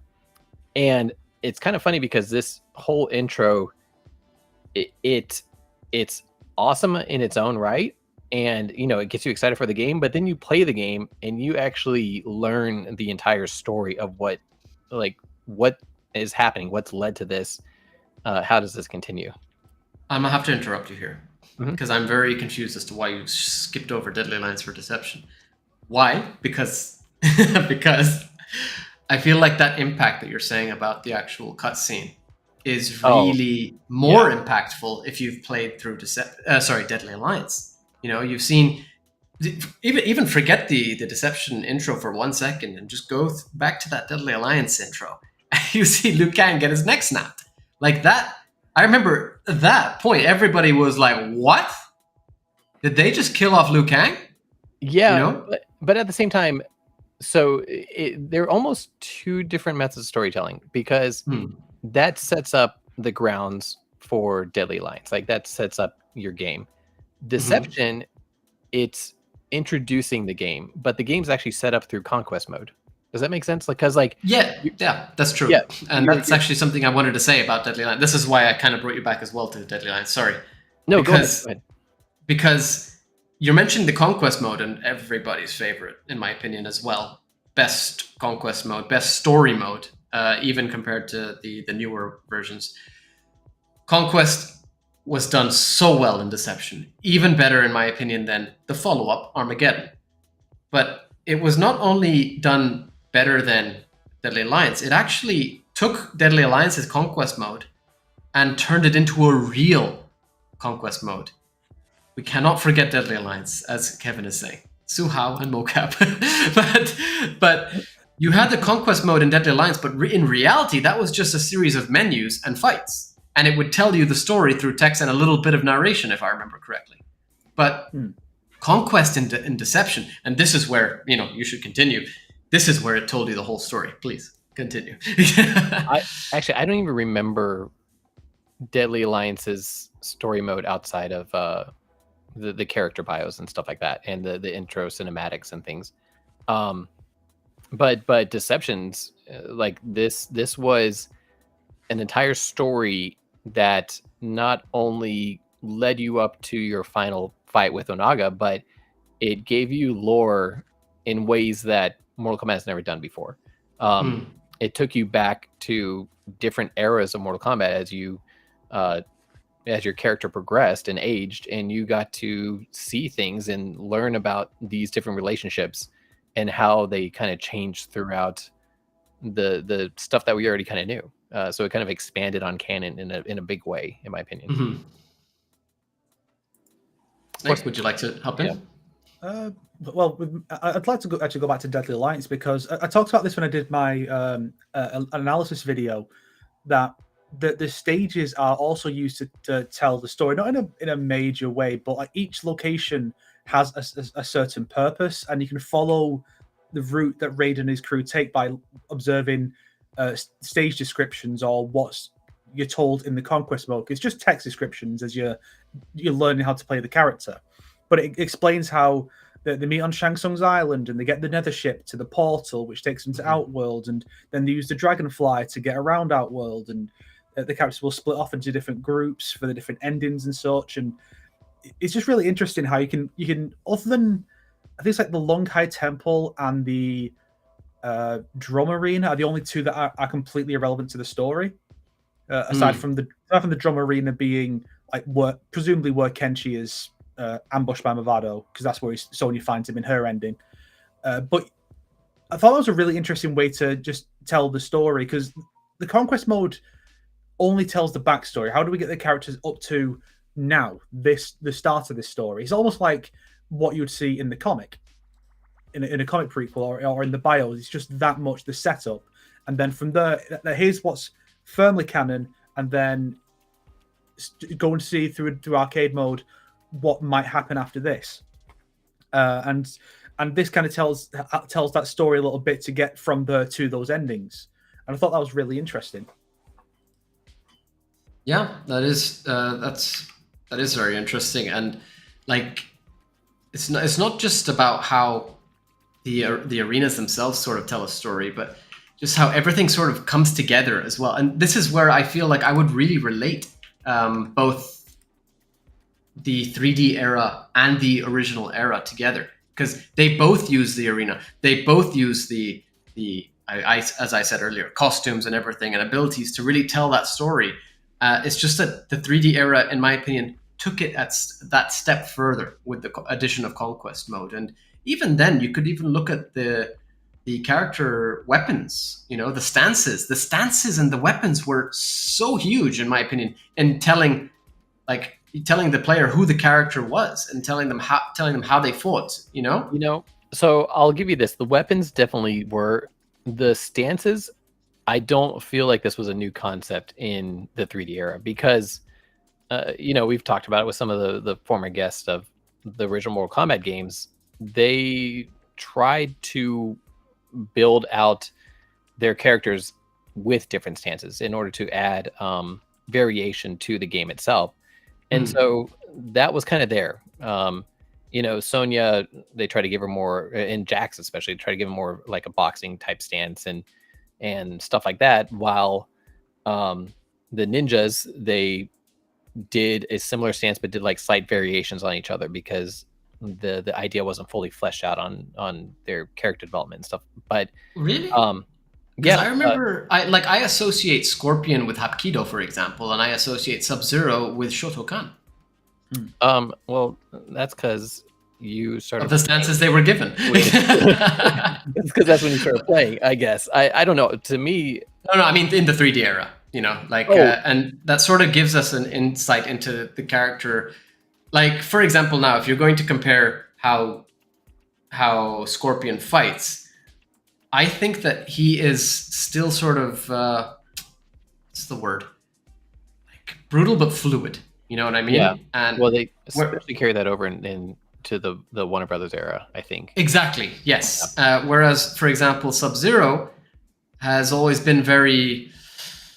I guess the word that I'm going to use here is rigid. He has that stance. He has a hard stance, and that's something that again you associate with karate, which is Shotokan. And that's continued. Where I would even say that he's very, like, he seems like he comes off like a kind of tank, which is kind of weird for a mortal. When I say tank, I mean like the character archetype. But you'd think that as an assassin he would be more fluid as well. But he has that fluidity, but he seems a lot more heavy in his stance than say Scorpion is. And I don't know. I feel like that's one of those things that that gave us that association, that identity to those characters, especially the weapons. If you look back all the way to Mortal Kombat 4's weapons, we all associate now like the Ice Blade, but and now it's the Cordy Blade for us. But everything to do with Sub-Zero was always something with like ice weapons, which makes sense. But he has that now in his core kit as well. Yeah. Sorry, I've just seen Eddie's comment. We should probably address this. In my head, I was wondering, where was Raiden before Liu was jumped? He was in the heavens fighting with the Elder Gods about letting him, or trying to get involved. And he was disgusted with them, which is when he returned back to Earth, if I remember correctly. Right, Ford? Yeah, because he became an Elder God to replace Shinnok at the end of MK4 as like a reward for what he did. So he left Fujin in charge and went off to do his thing. But then I guess they wanted a more classic roster when they brought the series back in Deadly Alliance, because the series was not in a good place at that point. So I guess they figured Raiden would be better fit, and so Raiden returns to being a fighter, but they never addressed where Fujin was when he was jumped, and that's the real question. Yes. Yoshi Marlos, how's it going? Kind of sucked at being an Elder God. I think that's what he said. You have earned my rightful place. Does nothing. Johnny, why do you speak in memes? It's literally his ending. It's not a meme. It's his ending. I know, but I just imagine it with does nothing captioned underneath it. But so we had this conquest mode, and then this is where I'm going to revert back to bringing in From Software's approach again. For those of you who don't know, when I say From Software, I say Soulsborne. We actually saw Bloodborne on a little advertisement that we just saw in one of the videos earlier. From Software is known for a distinct storytelling approach, and that is really through the atmosphere, the location, item placement, item description, etc. Characters that you meet in specific places, certain dialogue, and very, very limited in terms of cinematic cutscenes and such. So how does that differ from like Bethesda and Skyrim and stuff like that? Well, I mean, those are dialogue heavy, for example. Those, everything is explained to you as you go through. You have menus which tell you, go to this place, go to this quest, open your map to go to this point, fast travel here, this, that, like Mortal Kombat and FromSoft, in my opinion, have had this I say FromSoft, I say Soulsborne games really, have had this sort of thing in common. From Software does it way better, in my opinion. But I mean, they're masters of what they do. But this is where I first really got into the idea that they had a similar sort of storytelling approach, which they've now lost. But Conquest, for example, yes, it was dialogue heavy and stuff for sure, but you learned a lot about the world, which I would call a sort of open world, really, right? In Deception, you learned about the story through the actual main quest line. You learned about certain characters by coming across them randomly. For example, Mocap, ow my balls. But then you had Rain searching for a dagger. You had Jade. You had Tanya. You had all these people just popping up in random places. And I feel like a game like this, sort of off topic, but something like this would be really refreshing now at this point in time. But this storytelling approach was a huge shift from the OG games and even Conquest in Deadly Alliance. And I don't feel like it was taken in the correct direction. It was still good, but it wasn't taken in the correct direction leading up through to Armageddon. It was a lot more linear in its approach, I feel. Mm-hmm. Well, but that's also, kind of due to resource limitations. Sorry, speak again. I think you got cut off halfway through speaking. Oh, I was saying that's also a lot because of the resource limitations at that time. This possibly the era wasn't where we're at today. So, I mean, if they did it now, who knows what we'd get? It's true. Snake, what do you think? Going through Deception into, because you've spoken on Deadly Alliance. What about Deception and Armageddon? How would you class those in terms of storytelling? I'd say Deception was bold, because it was not afraid to drop the majority of the cast. Some cases explained, like Movado, we see him dead in the background of Cabal's bio, whereas you have stuff like the heroes. Like, it's really interesting. If you played through Deadly Alliance and got all the endings, you think, so here's where it could go if Kung Lao wins. Here's where things could go for Jax or Sonya. Sonya's a general, how nice. And then Deception comes along and is just like, and just cuts all those branches and says, no, they all died. And how long have you been sitting there with scissors just for this? Tell me the truth. 10, 15 minutes. Please continue. So it's just Deadly Alliance was bold as well, killing off the main hero and main villain. Mm-hmm. I mean, that was just.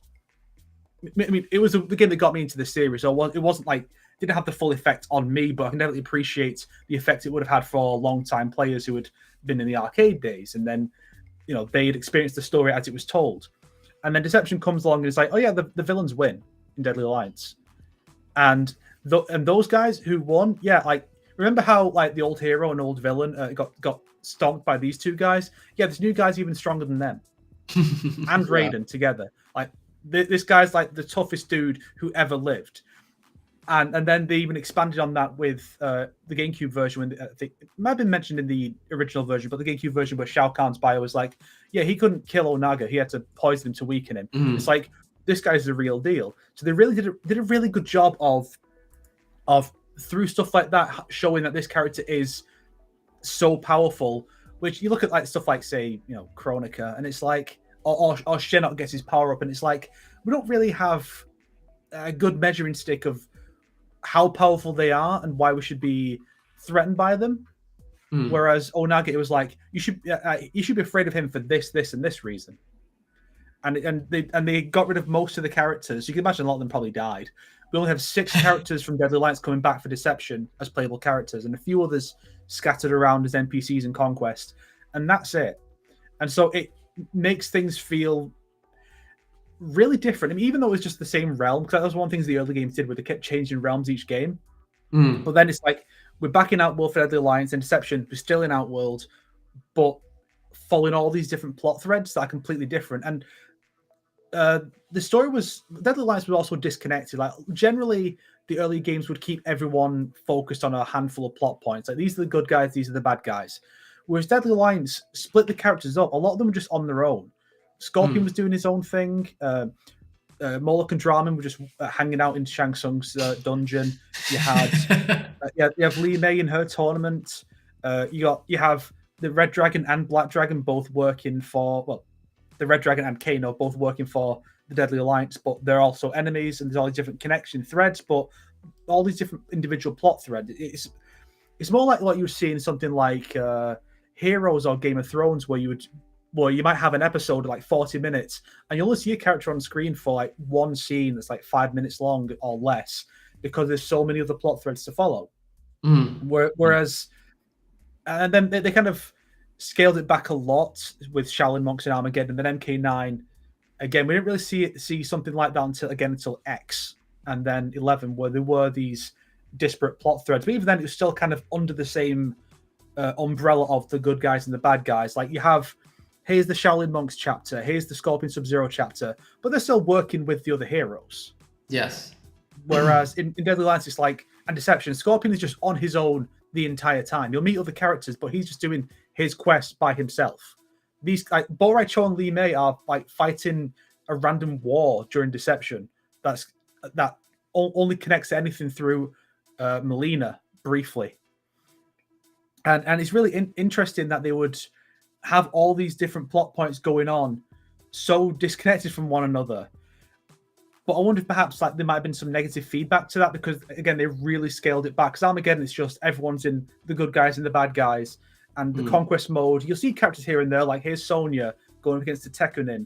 But that's all like the bridging the gap in a way. This is what's going on between this and the main events of Armageddon, because Conquest is again a prequel story effectively. And then everyone's just together in these two armies. They don't really make sense when you think about who's on what side. Like why is Scorpion on the same side as Quan Chi? Probably because they made the cinematic before they settled on the story. But I just think that was really cool, and I can understand why they might have scaled it back a lot for later games. But I wish they would do it more, because you don't really see that in most fighting games. Fighting games tend to, well, you see it if the characters are just in a random tournament, like in the way Tekken and Dead or Alive have gone now, where the tournament's just a place for the irrelevant characters to just all come together and just have something to do. While here's the Mishimas and like Nina and Lars, and they're doing the real story stuff. But I think like just these smaller plot lines with a handful of characters here and there is just really cool. I'd like to see them do more. Plus, it'd also make it easier to insert the DLC characters into it and be like, well, this character was part of this plot. So like Dead Alliance's DLC, and it was like, say they added Baraka. He could have just been randomly showing up during Cyrax's story with Nitara. He bumps into Baraka, and Baraka's like, yeah, I'm going to fight you now. And then and he tells Reptile where to go, and that's Baraka's contribution to the narrative, rather than Deception coming along and saying, oh yeah, Tanya was totally part of it the whole time. She was there. Did you not see her? She was totally there in the background working with the Alliance. Chameleon. Yeah, Chameleon. Although he's in the background of the drum arena, he's just there, just in one of those doorways.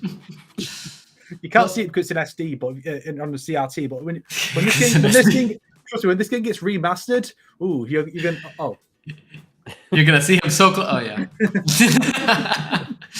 Well, you're saying like obviously Deadly Alliance was very bold in terms of killing off Liu Kang. Then also showing that these guys win. You know, they actually beat the heroes, and it's very dark. Heroes never beat the Deadly Alliance. Yeah. They never beat them. But then on top of that, you get Onaga coming in and beating them plus Raiden, as you said. Mm-hmm. And on top of that, you've got the roster going through a huge volume of changes, right? So this then leads into the Heatstroke. Firstly, thank you for the super chat. Heatstroke's question, which is, what was Shujinko's purpose in MK? And this is actually a very interesting one, because it's not just that Onaga has won in the sense that he's beaten even the Deadly Alliance. He's beaten Raiden. Raiden literally had to sacrifice himself and come back as a dark version of himself. He's also taken the protagonist, who you play through for multiple hours, growing up with him, literally from when he's a child, going through this whole story, and you're just being tricked. And by the end of it, pretty much, Onaga wins, if you think about it, right? Onaga beats Shujinko because he's tricked him and he's managed to get him to come back. Now, obviously, you can go further on past, arcade ending, etc.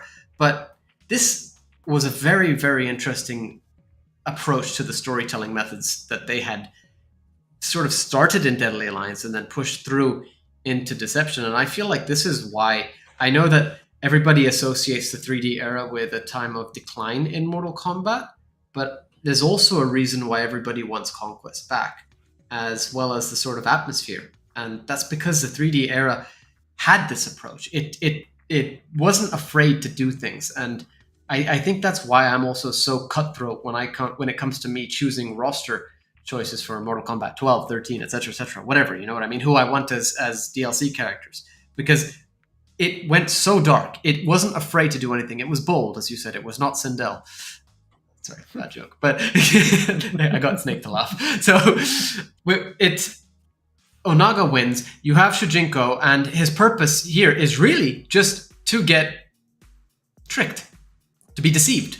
Damashi, Onaga, Damashi literally means the deceiver, if I remember correctly, is there. The game is called Deception for a reason. So that is the answer to your question, Heatstroke. Shujinko is there to be deceived. He's there to make the name of the game. He is there to bring Onaga back. He's there to connect the player to all of these different characters and the world of Mortal Kombat in a way where I feel MK21 tried or set out to try to do it with Cole Young, but in my opinion didn't manage it to this extent. Conquest is looked at as the height of Mortal Kombat storytelling for a reason. And it's because of how, as Snake was saying, every single character in this world was doing their own thing. It made the world feel more alive. It made the characters feel alive. You knew that if you were going to go to this place, this person might need your help with this. Or you might come across, as I did when I was a kid, and this just added to me loving the character of Rain. You might find Rain and think, oh, wow, I can actually interact with my favorite character. Or, oh, I found mocap, he's so stupid, like, oh, but it's so funny. There's random things like that, but it makes the world feel more alive, and it's actually very different in terms of storytelling approach from the original games. But in reality, it's just the original elements taken to a much larger degree. I kind of like, now that you've reminded me just of how much love I have of Shujinko. Like, you played this entire game growing up with this character, and then at the end of it, it's done and he's gone. And the whole point of him when they introduced him was that they wanted to have him replace Liu Kang, and we never got to see that because of what they ended up doing with the story. But to imagine if from the beginning of Mortal Kombat, Liu Kang was your main in a way, and then like just for them to kind of dump this character and like I said, the entire game of Deception, this is your main character that you're playing everything through Conquest mode, not in the way that we see with like Mortal Kombat 11 in the new iteration where it's just like somebody exploring the crypt. This is somebody that you're watching these kind of cinematics through. You're seeing this character grow. You're seeing this character try to save the realms and stuff, only to be manipulated. And I don't know. I'm just kind of reminded of my boy. and it's like, I really wish they would have done more with that character after that game. Yeah, I agree. It was especially it's so off topic, but it was especially cool for me because he did Mantis and I was doing Mantis as well. And it's just that's another thing that even relates kind of to Deadly Alliance and Deception, in the sense that these characters, all with their own martial arts styles, really did give them that identity. You know what I mean? It was so cool. And ironically, despite me saying that, Shujinko's identity was everybody's identity, because he would literally steal their abilities. I think you've just had a chat refresh. Yes, I did. So if you're in the chat, just be aware that we are still watching you guys and we are still talking to you, but we did refresh the chat. Sorry, Fourth, what do you guys say? Damn. It's gone. Sorry, that was my fault. Well, another way you can look at Shujinko's role in the series is that the 3D era was kind of like the search for the new protagonist. Yeah. Because MK, with the first 4 games, it kind of fell into a rut, which a lot of fighting games still do, where here's the final boss, and it's no surprise whatsoever who's going to beat them. In Dead or Alive, it's one of the ninjas. In Tekken, it's one of the Mishimas. In MK, it's literally the same guy every time. So then they killed him off, and that's what made the Deadly Alliance such a threat. It's not just that the old hero is gone, and so he can't be the one to come in and beat them. They need someone else to get to his level. They need to get someone to go beyond his level because he couldn't beat the new threat. And so that's kind of where Deadly Alliance was. Who is the new protagonist? And they're kind of setting up Kung Lao for that, but then it doesn't quite work out. As we see in Deception, he is killed along with the others. And so then Deception introduces Shujinko, and Ed Boon explicitly said, this guy is the next generation Liu Kang. That's his specific role. That's why he's called protagonist. He's not just the protagonist of Deception. He's to be the new protagonist going forward. But there were a lot of fans who didn't really take to that, I guess, because he was manipulated so easily, which I've debunked before. And so then we got Taven in Armageddon. And that's another new character who even gets to meet Shujinko and have a brief exchange with him. And I think the series was actually a really better place there, where each one had a new protagonist. It's not just the same guy beating the boss every time. Like, as much as I loved seeing Liu Kang come back in MK11, like finally we're done with this Revenant crap. We're getting back on track. It is ultimately him again. The old hero is back to beat the final boss for the 5th time. 6th even, technically, if you go into Aftermath. So it's again, MKX actually continued with that theme. Some of the way MKX works really well as a sequel to Armageddon is that we got Cassie Cage and Johnny as well, really, before that. So different characters get a shot at beating the boss rather than it being very predictable. And unfortunately, the series, as it has in many other ways, has become very predictable in its storytelling in the modern era, where it's just the same characters every time. The same, Sony's going to fight Kano. They're going to contrive a fight between Scorpion and Sub-Zero, which Scorpion will win. Raiden will fight Liu Kang and beat him because they also have to have that fight now for some reason. And it kind of takes away what makes those fights special, because like the old timeline, Scorpion, he fought Bihan in Mythologies twice, and he fought him in MK1, and that was like the whole story, is the whole revenge thing. And then he maybe fights Kuai Liang in MK2, maybe not, and then he fights him in MK4 because he's been tricked, and then they never fight again in that timeline until the intro of Armageddon, which is arguably canon, because could Scorpion have even been there given the time frame of his appearance in Conquest? But now it's like every game those two have to fight because that's what's expected. Whereas things were a lot more completely new when they got to the 3D era. You never knew where it was going to go. You didn't know no one was going to beat the Deadly Alliance. The only predictable things was the Conquest protagonist beats the final boss. That's like about as predictable as it got. Which, in that, fair enough, because it would definitely be weird if you play through Conquest like 20 hours in Deception, and then Shujinko doesn't beat Onaga, someone else comes in and does it, like Scorpion. Which in the modern era, I would honestly expect Scorpion to do that. Just come in and he's the one who kills the final boss. I mean, MK Legends Scorpion's Revenge. 2021. Oh. Dude, yeah.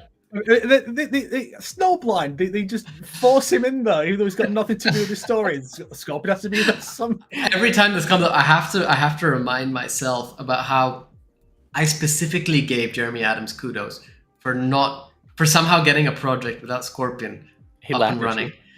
He just laughed, and that happened. I'm like, oh, you got me good. But I mean, you're right in like you go from Shujinko to Taven. Taven, like the Armageddon Conquest, is like basically just like Deception, except a lot more linear. We know what's happening, and as somebody mentioned earlier in the chat, it's just chaos, and that was really cool. That really, it fit the name. It was just pure Armageddon, right? Yes, you're going through the story. You're coming across these characters again as you did previously. It's somehow managing to elaborate on certain characters who appear along the way. There you go. It was Chaotic by Shamarlos. Armageddon was Armageddon. It was crazy. And the great thing about this is that it continues really the trend of each game sort of setting up in a way for the next one where maybe you're not sure exactly what's going to happen, but you sort of have an idea like that it's going to be connected at least to what's happened previously. And that happens with MK9, obviously. MK9, he must win.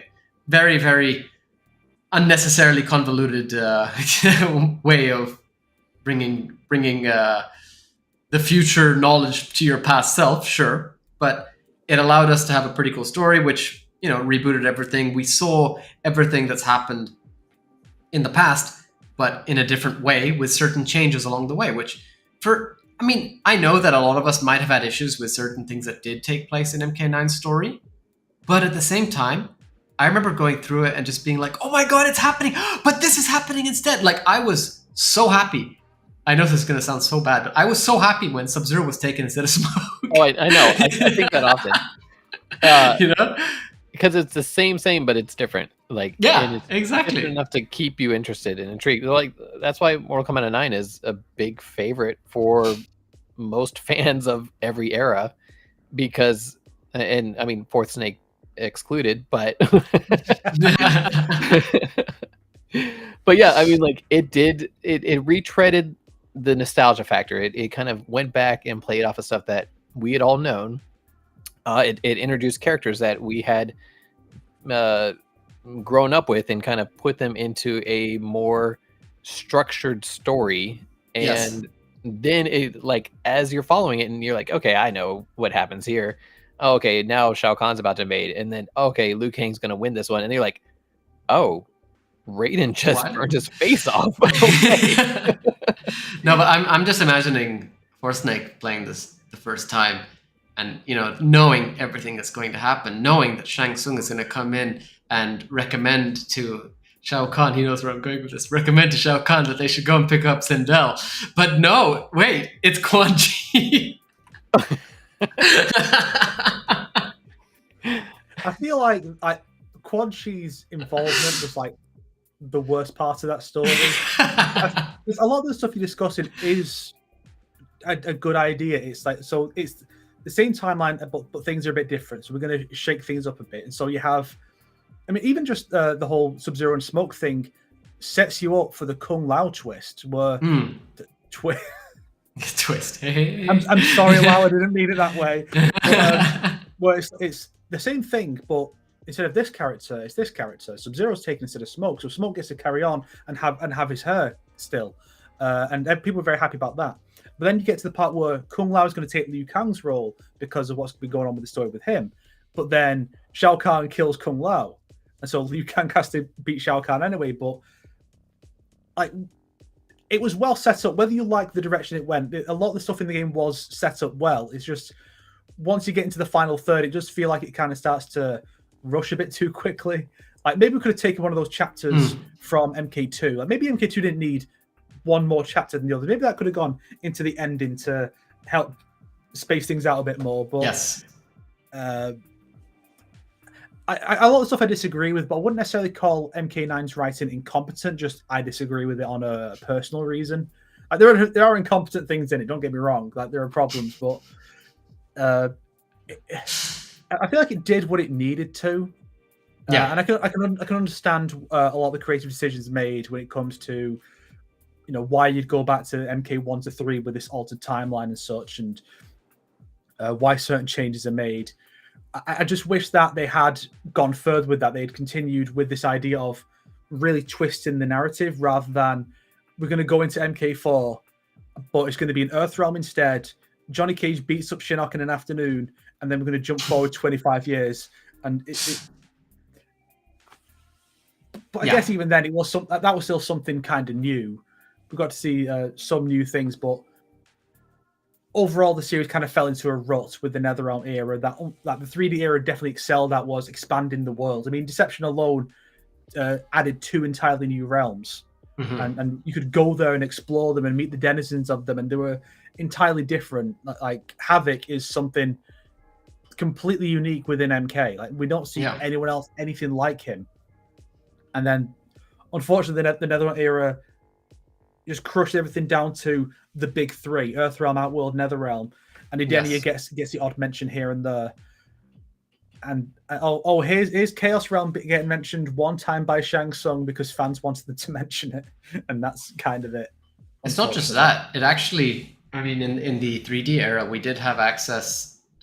We did have a method of freeing Edenia, right? Kitana literally does it, but in the reboot era, that's stated to be impossible, which all that does is, as you said, narrow down the scope of the world.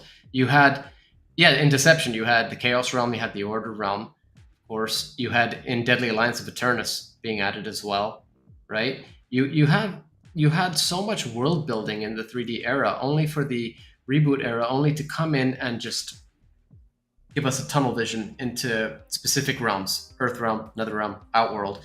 And then the problem I feel is that while the cinematic storytelling approach that it evolved into is really cool to watch, it really is. Cinematics are awesome. I love just being able to watch through a Mortal Kombat story. That's great.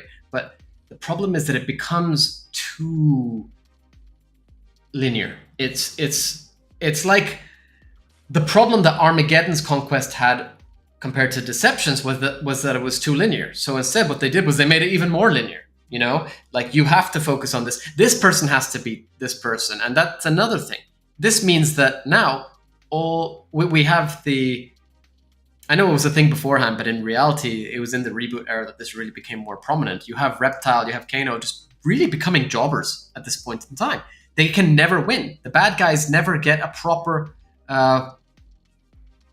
Really a proper fight, which is fair, a fair fight, I suppose, is the best way of saying it. You know, you will never have these characters winning. The closest we've actually gotten, in my opinion, like the best example of this is Shang Tsung in Aftermath, right?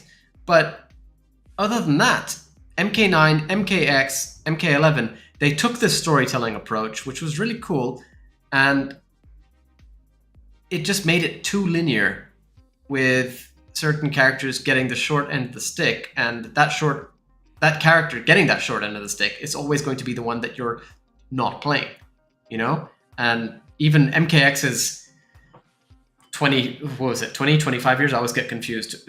Time jump, in my opinion, was 12, whatever. So like, it was just so unnecessary, and it was just specifically done to bring in this new generation. But I don't know, like Deception did it so much better. Again, with Conquest, you know, Shujinko, we literally grow up with this guy, and we actually like him. Yes, some people are going to be like, oh, he's just a ripoff of other characters. Yeah, technically you're right. But also, it's not just his abilities that are a ripoff. It's only his abilities, rather, that are a ripoff. His actual character, he has character. He has his own personality. He has his own development. We actually see this character develop. And that's something we do not get to see with the storytelling approach that has become Mortal Kombat in the reboot era.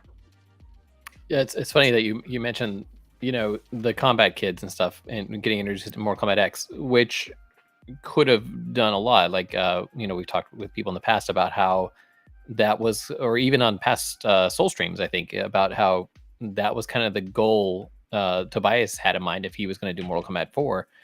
And then for all of that to just kind of go away in Mortal Kombat 11, you know, it's a shame that element of the story, which could have took an interesting turn for the franchise, was just kind of dumped in some ways. I guess I'm being salty because Takeda's not around anymore. That is a shame. Takeda was the best combat kid, 100%, in my opinion. Yeah. But, were you gonna say something? Oh yeah, sorry, fourth. No? No worries. I was going to say that with MK11, one actual cool thing that did come in, and I know a lot of people were excited as it was being shown to us, especially as Ed talked about it, was the crypt mode. Because the crypt mode felt very RPG. Yes, okay, you're not, you know, building your character, which is really the core aspect of an RPG, but it still felt like it was this third person. You're running around in this map, you're exploring, you're actually using abilities to get around to a certain degree, you're unlocking things, etc. You can actually be killed, you know, and it didn't have the same jump scares that the Crypt and MKX had. Oh my god, those things scared me. But like MK11 did take a pretty cool risk with the Crypt, in my opinion. The biggest issue with the Crypt really wasn't the approach to like the storytelling and the movement and everything. The problem was the RNG, which previous Crypts did not have. But in terms of storytelling, you actually had Shang Tsung explaining things to you. You had certain bits of lore coming up as you picked up items and stuff. It was really cool. And the only thing that really this could have benefited from, other than the RNG aspect being removed entirely, was that like random chance of getting anything. Oh, right. Okay. Yeah. So, for example, if I open one chest, or let's just say one body in the crypt in my game, it won't be the same reward that you would get from your game, right? So this was a problem. But the other thing that MK11, as far as I remember, removed was pretty much the database. If you remember in MK9, the crypt, you could go and view all the characters. MKX went a step backwards, in my opinion, by just giving you a sort of interface where you could see them all. And then MK11 removed that entirely and just gave us the character customization, which didn't really have any lore or anything to it. The most lore that you were going to get was what do you call it? Developer like ideas and stuff through artworks. Okay, and everything but that you unlocked. Now that in itself could be a part of Mortal Kombat 11's lore, because you know you're in this is something I wish they would have dove into a little bit more with Mortal Kombat 11, is you have this open timeline. Your characters, and I thought they were going to do this when they first introduced the game, your characters could have been, the one that you're playing as could have been from a different timeline, and that's how your augmentation works. You know, I'm outfitting Melina with Katana's fans, and I'm outfitting Melina with the Khan crown, and I'm playing as Khan Melina. Something like that would have been really cool if they had incorporated that a little bit more. But it was so vague that I feel like that concept never got fully fleshed out. But at least give us a sort of basis to the characters. Do you know what I mean? Yeah, right. Like a backstory, like like some form of way to ground the character in a specific way, so that people who love that character or people who know nothing about that character can learn about them. Like my friend, when he bought MK11, he was like, "Who's this character? Like, why should I care about them? Like, what's their backstory? They look cool, but I don't know whether, like, who they are, what they do, etc." Right? Like, that is maybe for us as MK fans, we know the lore and everything, we understand it, so we're able to piece it together. But for somebody coming in, this was very anti-newbie friendly, which is a shame. Which is weird, because MKX introduced the perfect tool for that, the pre-fight intros. Yeah, because you have these interactions between the characters, and you can use that to flesh out the characters and explain little details that you don't otherwise have. And someone could just pick up the game and play, and like, who is this Scarlet person? I didn't play previous games, and they could just play a fight and have an intro that tells you a little bit about this character without having to play through the story to see who she is. You can just do a fight and see them. But a lot of the stuff they bring up in these are just completely random and sometimes contradictory. Like, I still, to this day, I do not understand that intro between Jax and Kung Lao, where they talk about giving Reptile an acid bath at the Deadpool. When did this happen? Why not talk about things that did happen? And try and use this to explore things rather than. And sometimes it is handled well, but some of the additions are just kind of odd. Like MKX did it perfectly compared to MK11, in my opinion. X didn't expand on things too much, although I do think X had generally better dialogue. That it was a lot more snappy. I mean, in some ways, you can tell a bit more about some of the characters through the dialogue in X, like. When Scorpion says to Kung Jin, "You are nothing but a pauper and a thief," and Kung Jin says, "At least I have a family," and it's like that tells you a lot about the kind of person Kung Jin is. Like, he is an absolute bastard, and we love him for it. So it's weirdly underutilized as a storytelling device, despite the fact that it is perfect for that as a storytelling device that is unique to this era. Like, the previous era didn't have this. This is you have the story mode too, but there was a story mode in prior games. This is the thing that this era has that the others didn't. The big advantage, and it's been pretty underwhelming in its use, which is a real shame. FANTiM? So the character intros was cool, and I think as a storytelling mechanism, this is really good. But one of the issues, as Forth was mentioning, was that we didn't get the full, like they came across as random, especially in 11. And the reason this is as history kind of went through with one of his episodes, there is a whole missing lore to 11. And it's something that we got with Mortal Kombat X, with the comic book series that came out by Sean Kittleson, I think it was. Yep. And the comic book series, they didn't just do a branch between Mortal Kombat 9 to Mortal Kombat X, which kind of explained how Sub-Zero became human again and some things like this, but he had written out a full-fleshed script for the branch between Mortal Kombat X to Mortal Kombat 11, and that never got released. And so a lot of these character intros and dialogues kind of reference back to that comic book series, and the comic books are kind of important in the Warner Brother era because of how much backstory they actually give, in a way that more so than we've seen in any, like, in the 2D era or the 3D era. Sorry, I just read that comment.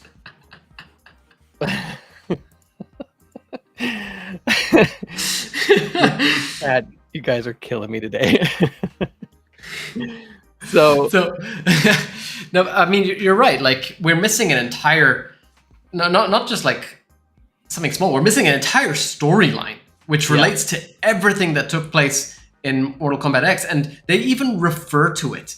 You know, like the Reiko Accords and stuff. All of this was stuff from the comics. Like, Reiko shows up, Onaga's supposed to show up. You know, all of this stuff is taking place, and you barely hear about it in MKX. And honestly, as much fun as I had with MKX, I would have rather have played MKX if the story was the comics instead. Oh, I know the comics were fun.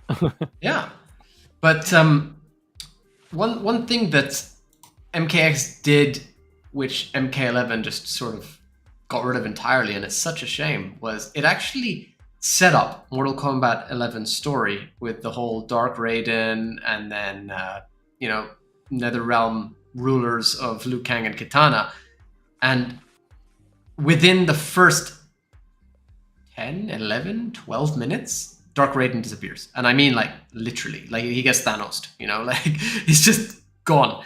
And the story goes in a completely different direction with Kronika coming in. And this is a big issue. Like, there are some really cool things in MK11. There really are. But the addition of the Titans and Kronika reverting time yet again was unnecessary and actually created more problems than it did good things. You know what I mean? And I know Snake, was that your finger going up to talk about it? Go for it. I think you actually raised a good point, is that you look at the original era, you have Shang Tsung, and then you have, here's the guy that Shang Tsung is working for. This is what the real broader scope of the tournament is. This is what it's actually all about, MK2. Then MK3 is continuing that, raising the stakes. Shao Kahn comes to Earthrealm. And once he's dealt with, we have another threat that is mostly disconnected in MK4, but it was at least set up through the Sub-Zero spin-off game. And then, you know, with Deadly Alliance, we have the setups for Deception and Armageddon with Blaze and Reptile, and numerous mentions of Onaga. Onaga comes up a lot in Deadly Alliance. The entire the threat the Deadly Alliance poses, they are trying to rebuild his army. So when he comes back, the army's all ready for him. So all this build that's been set up across these games in this trilogy. And then you go to the Netherrealm era. MK9 leads into MKX's first chapter, and then we kind of just go and do a different thing. Shinnok is still the final antagonist of it, but he's not in the story for a good long while. He's gone after chapter 1 up until 9, I think. And that's where he makes his return. And then that game sets up the Revenants of the new threat, which was something from MK9 that they had now as a bigger threat, and now they're going to be the biggest threat. That's very 3D era in the way it was done. But then it didn't go anywhere. It'd be like if you had all that build up for Onaga, and then he just doesn't show up in Deception. It's just like some new guy Havoc comes in, he's the new villain. This is just, it's clearly going in this direction, and then this other thing just comes in, just completely blindsides you, go in a completely new direction instead of continuing and wrapping up the plot that was being set up. And, you know, we don't know why that was done. I mean, only like the people working at NetherRealm would know why such a creative decision was made.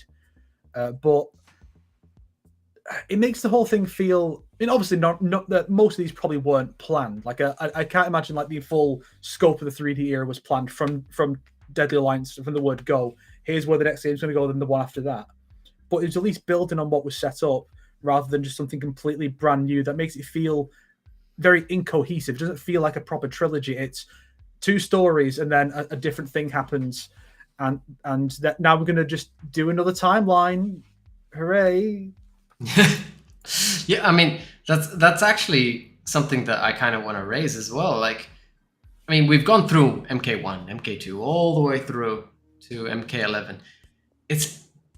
Does this give us an idea of what to expect with MK12 now, or is it going to come from completely out of left field and just take us all by surprise again? Because one of the most fun things about waiting for the next MK game is usually all the theorizing that everybody does. It's like, oh, what's coming next? If we look at this arcade ending, we were always trying to pick which is the one that seems like it would most likely lead to the next game.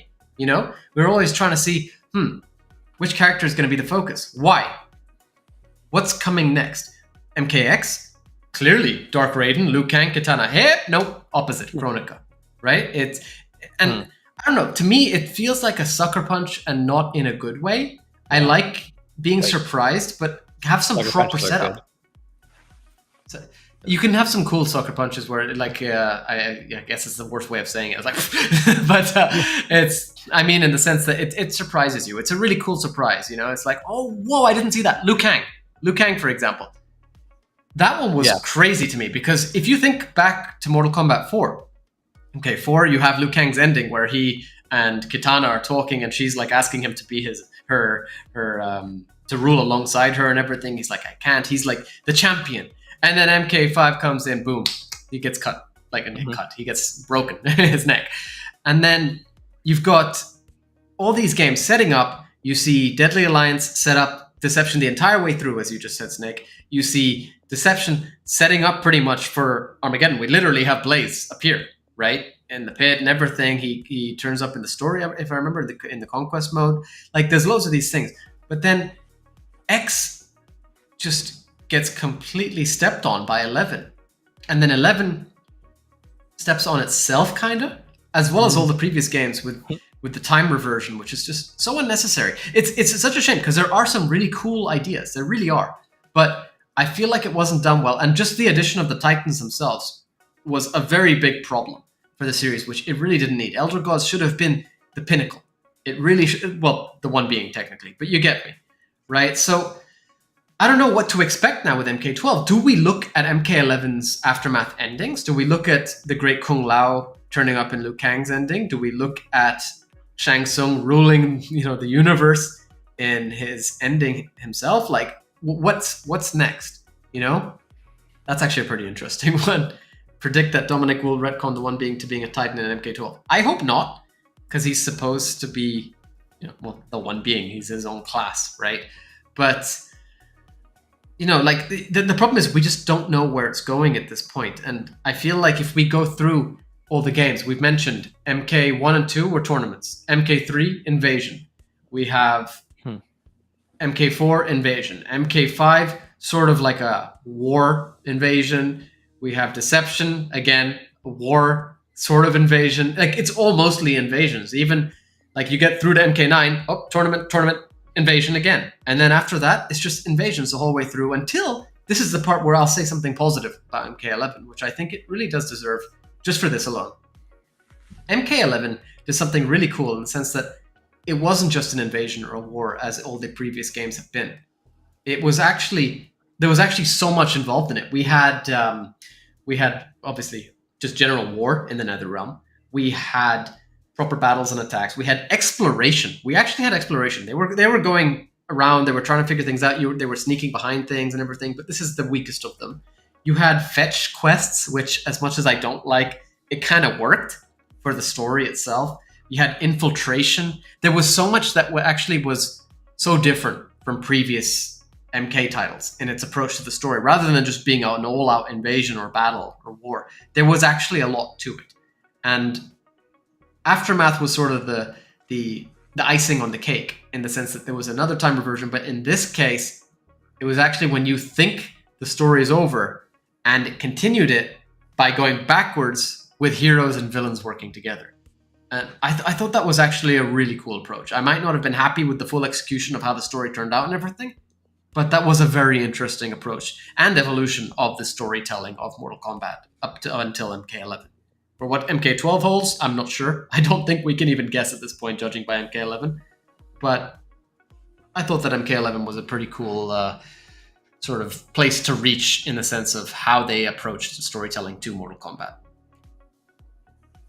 My guess for MK12 is going off the track record of what X and 11 did, where they'll take what was set up, address it for one chapter, and then do something else because they've lost interest. Is we're going to have one chapter for the Great Kung Lao. That's bound to be the canonical one. So So I'll have one chapter with the Great Kung Lao, you'll play as him, do a tournament thing, and then it will jump forward 500 years, and we'll play as just the normal characters we expect to see. Probably a tournament, maybe not. Like maybe they will surprise us there. I'm willing to give them the benefit of the doubt, even though I shouldn't do that because it never works out for me. Maybe they will do something different instead of a tournament, or maybe the tournament will just be a brief part of the story. But I don't see them following up on what was done, what was set up in Aftermath. I just don't see it happening because that's just not the way NetherRealm does things. Hopefully they'll prove me wrong, but I feel confident enough to say that that's not going to happen. My biggest concern, and we talked about this a little bit on past episodes, especially like as we've been going through Mortal Kombat Onslaught, is that we're going to get something that is Mortal Kombat generic, and it's not based on lore at all. It's going to be blue ninja and yellow ninja, and here is some female ninjas, and here's a guy with lightning, and you're like, okay, well, that his name's Raiden, and you can spell it with an I or a Y, but he's a character that we know and love, and he has a favorite nephew. But like the fact that these characters have story to them, and I'm kind of worried that it's going to get dumped in whatever, like they're going to throw it all away for whatever comes out next. So that consistency. Yeah, I mean, and we've kind of seen that happen with everything so far in the WB era. As you kind of mentioned, we're getting sucker punched a lot. So, I got my hopes that that's not what happens, but I'm worried. See, if you look at Jeremy Adams with Mortal Kombat Legends, he did actually talk about this on our episode with him, about how now that we have the edition of Chronica, and this is one of the positives I'll say, in my opinion, for a spin-off kind of universe rather than the actual game universe. But he's able to do, and not just he, but WB, NRS, whoever's involved, are able to do stories based on specific characters and throw them in with characters who you wouldn't normally expect them to be. And that's pretty cool. I do like that, but I feel like that should be specifically aimed towards a spin-off universe, as we've seen with Mortal Kombat Legends. Mortal Kombat, the game, the storyline, we have lore, we love the lore, we need it to be consistent, we need it to continue. Otherwise, at this point, why should we care about certain characters at this point? Why should you guys, I think both of your favorite characters are Johnny Cage, right? Why should you guys care? Am I right, FANTiM? Yeah. I think you're Scorpion and Johnny, aren't you? I like Scorpion, but not... Okay, yeah. No. I thought you were both for some reason. Anyway, why should you care about these characters if they just become this generic character, right? It's like, at this point, it's like, okay, cool, they're in the game, but they don't have that same lore that I love them for, So what is the point? What is the point if the world has gone backwards again, and now, for example, let's just say somebody's favorite character is Sindel, she's changed again, but this time she's completely different from her previous two iterations. We need that consistency. The lore, I don't want to bring up this whole Twindell argument again. But my point is that we need to have a form of consistency so that people can actually continue loving the story of the game and having something where, you can say, hey, do you remember when this and this happened? This is so cool. And how it's affected this character. We look back on the 3D era and we're just like, oh my God, when this moment happened, whoa, But now it's like, well, that never happened anymore. And who's to say what's going to happen if MK12 continues down that path? And we've seen this already with Onslaught. Onslaught is, again, its own spin-off universe, it seems to be, judging by the chapters that we've seen so far. Yeah. And I'm worried that that's where they're going to go with MK12. But if they do it, please at least have some form of consistency. That's all I ask for, in the sense that we'll continue getting storytelling of Mortal Kombat, and it'll hopefully take the best things that we've managed to discuss today and bring them forward. Maybe, of course, there will be negatives. There will always be negatives. As fans, we will always find that. And even as even people who don't like the series, they will find things to love and to not like, right? That's going to happen regardless. But it's just whether or not they can manage to find that approach where they can take the best of the previous eras and actually bring it forward so that we get some form of Mortal Kombat, which is actually Mortal Kombat, Well, with all that being said, Fourth Snake, I think this is a good chance to kind of shout out our past episodes with you, and and give you a chance to plug your channel and tell people where to find you. Yeah, so I've been on the Realm Cast a few times. There was, I think it was like the third guest. It was really early days. I was on one. I think we talked about Aftermath, where it's like a bunch of us. The Aftermath roundtable, the Aftermath discussions. Yeah. There was the discussion of race in MK. That was another big race and origin. I think I had another solo episode. Yeah, and then we had our rebirth, which I found very interesting. Yeah, where we kind of discussed how we could tie in a rebirth of the Mortal Kombat universe into basically retcon the retcons that have kind of messed up things that we don't like. So yeah, good shows. Kind of mixing both timelines. Which, if you liked that particular episode, if you saw that, I did an entire video recently where I basically amalgamated the timelines to show how MKX could have worked very well as a sequel to Armageddon, and how certain things would need to be tweaked and reworked to fit within that. So it's a very similar topic to that. Like, how do you make Scorpion go from "I'm going to destroy the universe" to get back at the Elder Gods to "I am the wise mentor" character?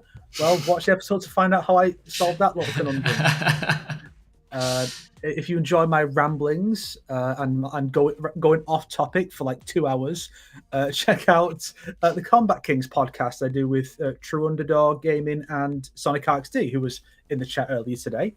And yeah, there are points where we go on for a tangent that lasts for that turns an episode into 2 episodes. It goes on for like 2 hours, just constant tangents. We're going to talk about this topic. No, we're not. That's going to be 2 weeks' time in the next episode because we did a big tangent.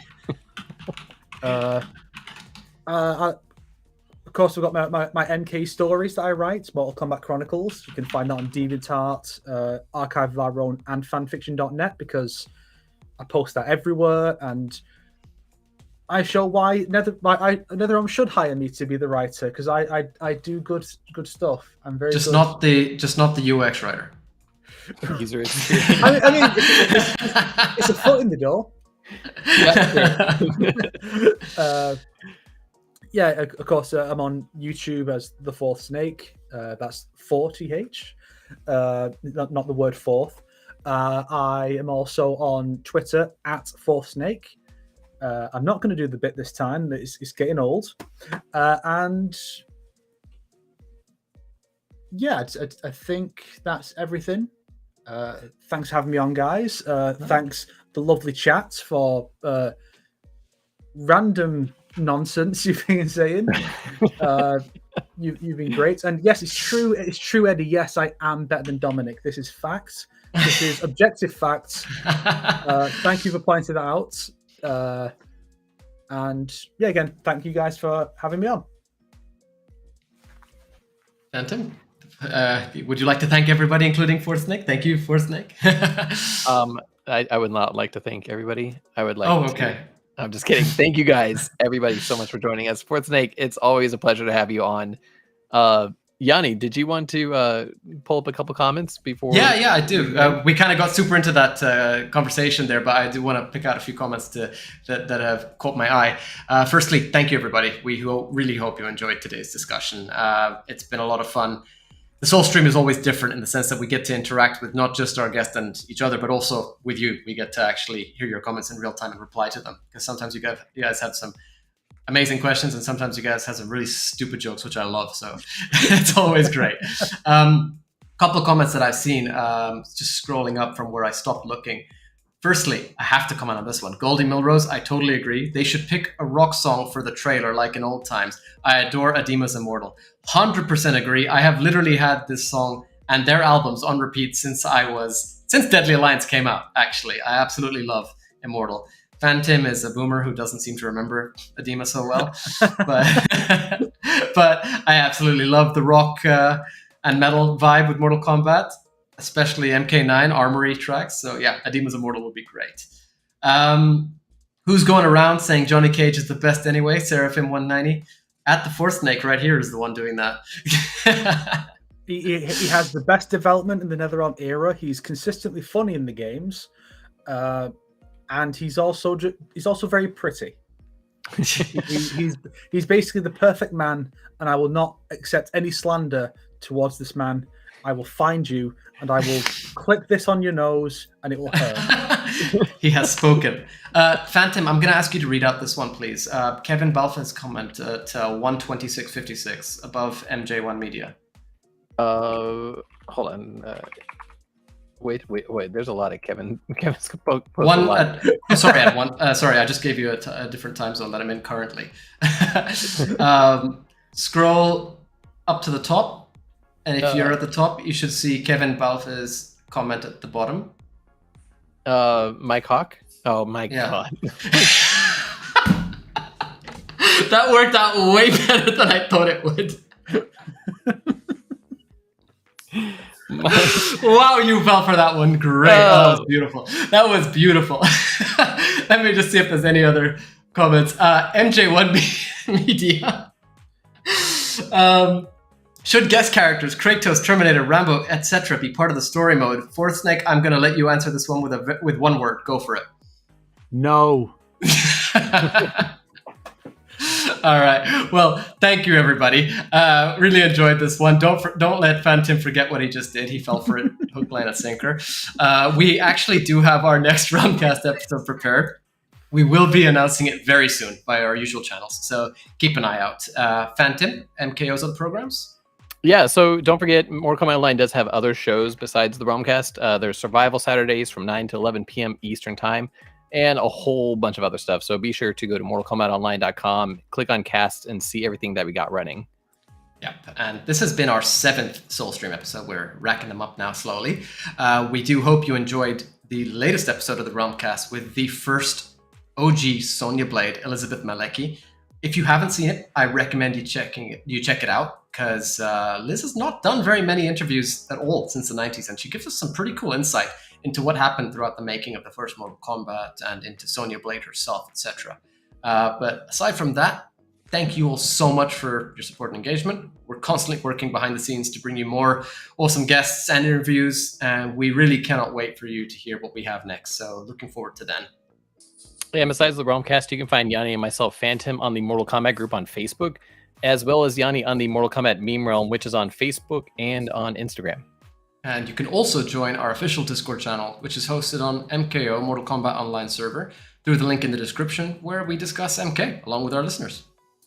And quick special thanks to Uppercut Editions for their continued support. The Realmcast is the official podcast of Mortal Kombat Online. And catch up on. Thank you again. Sorry.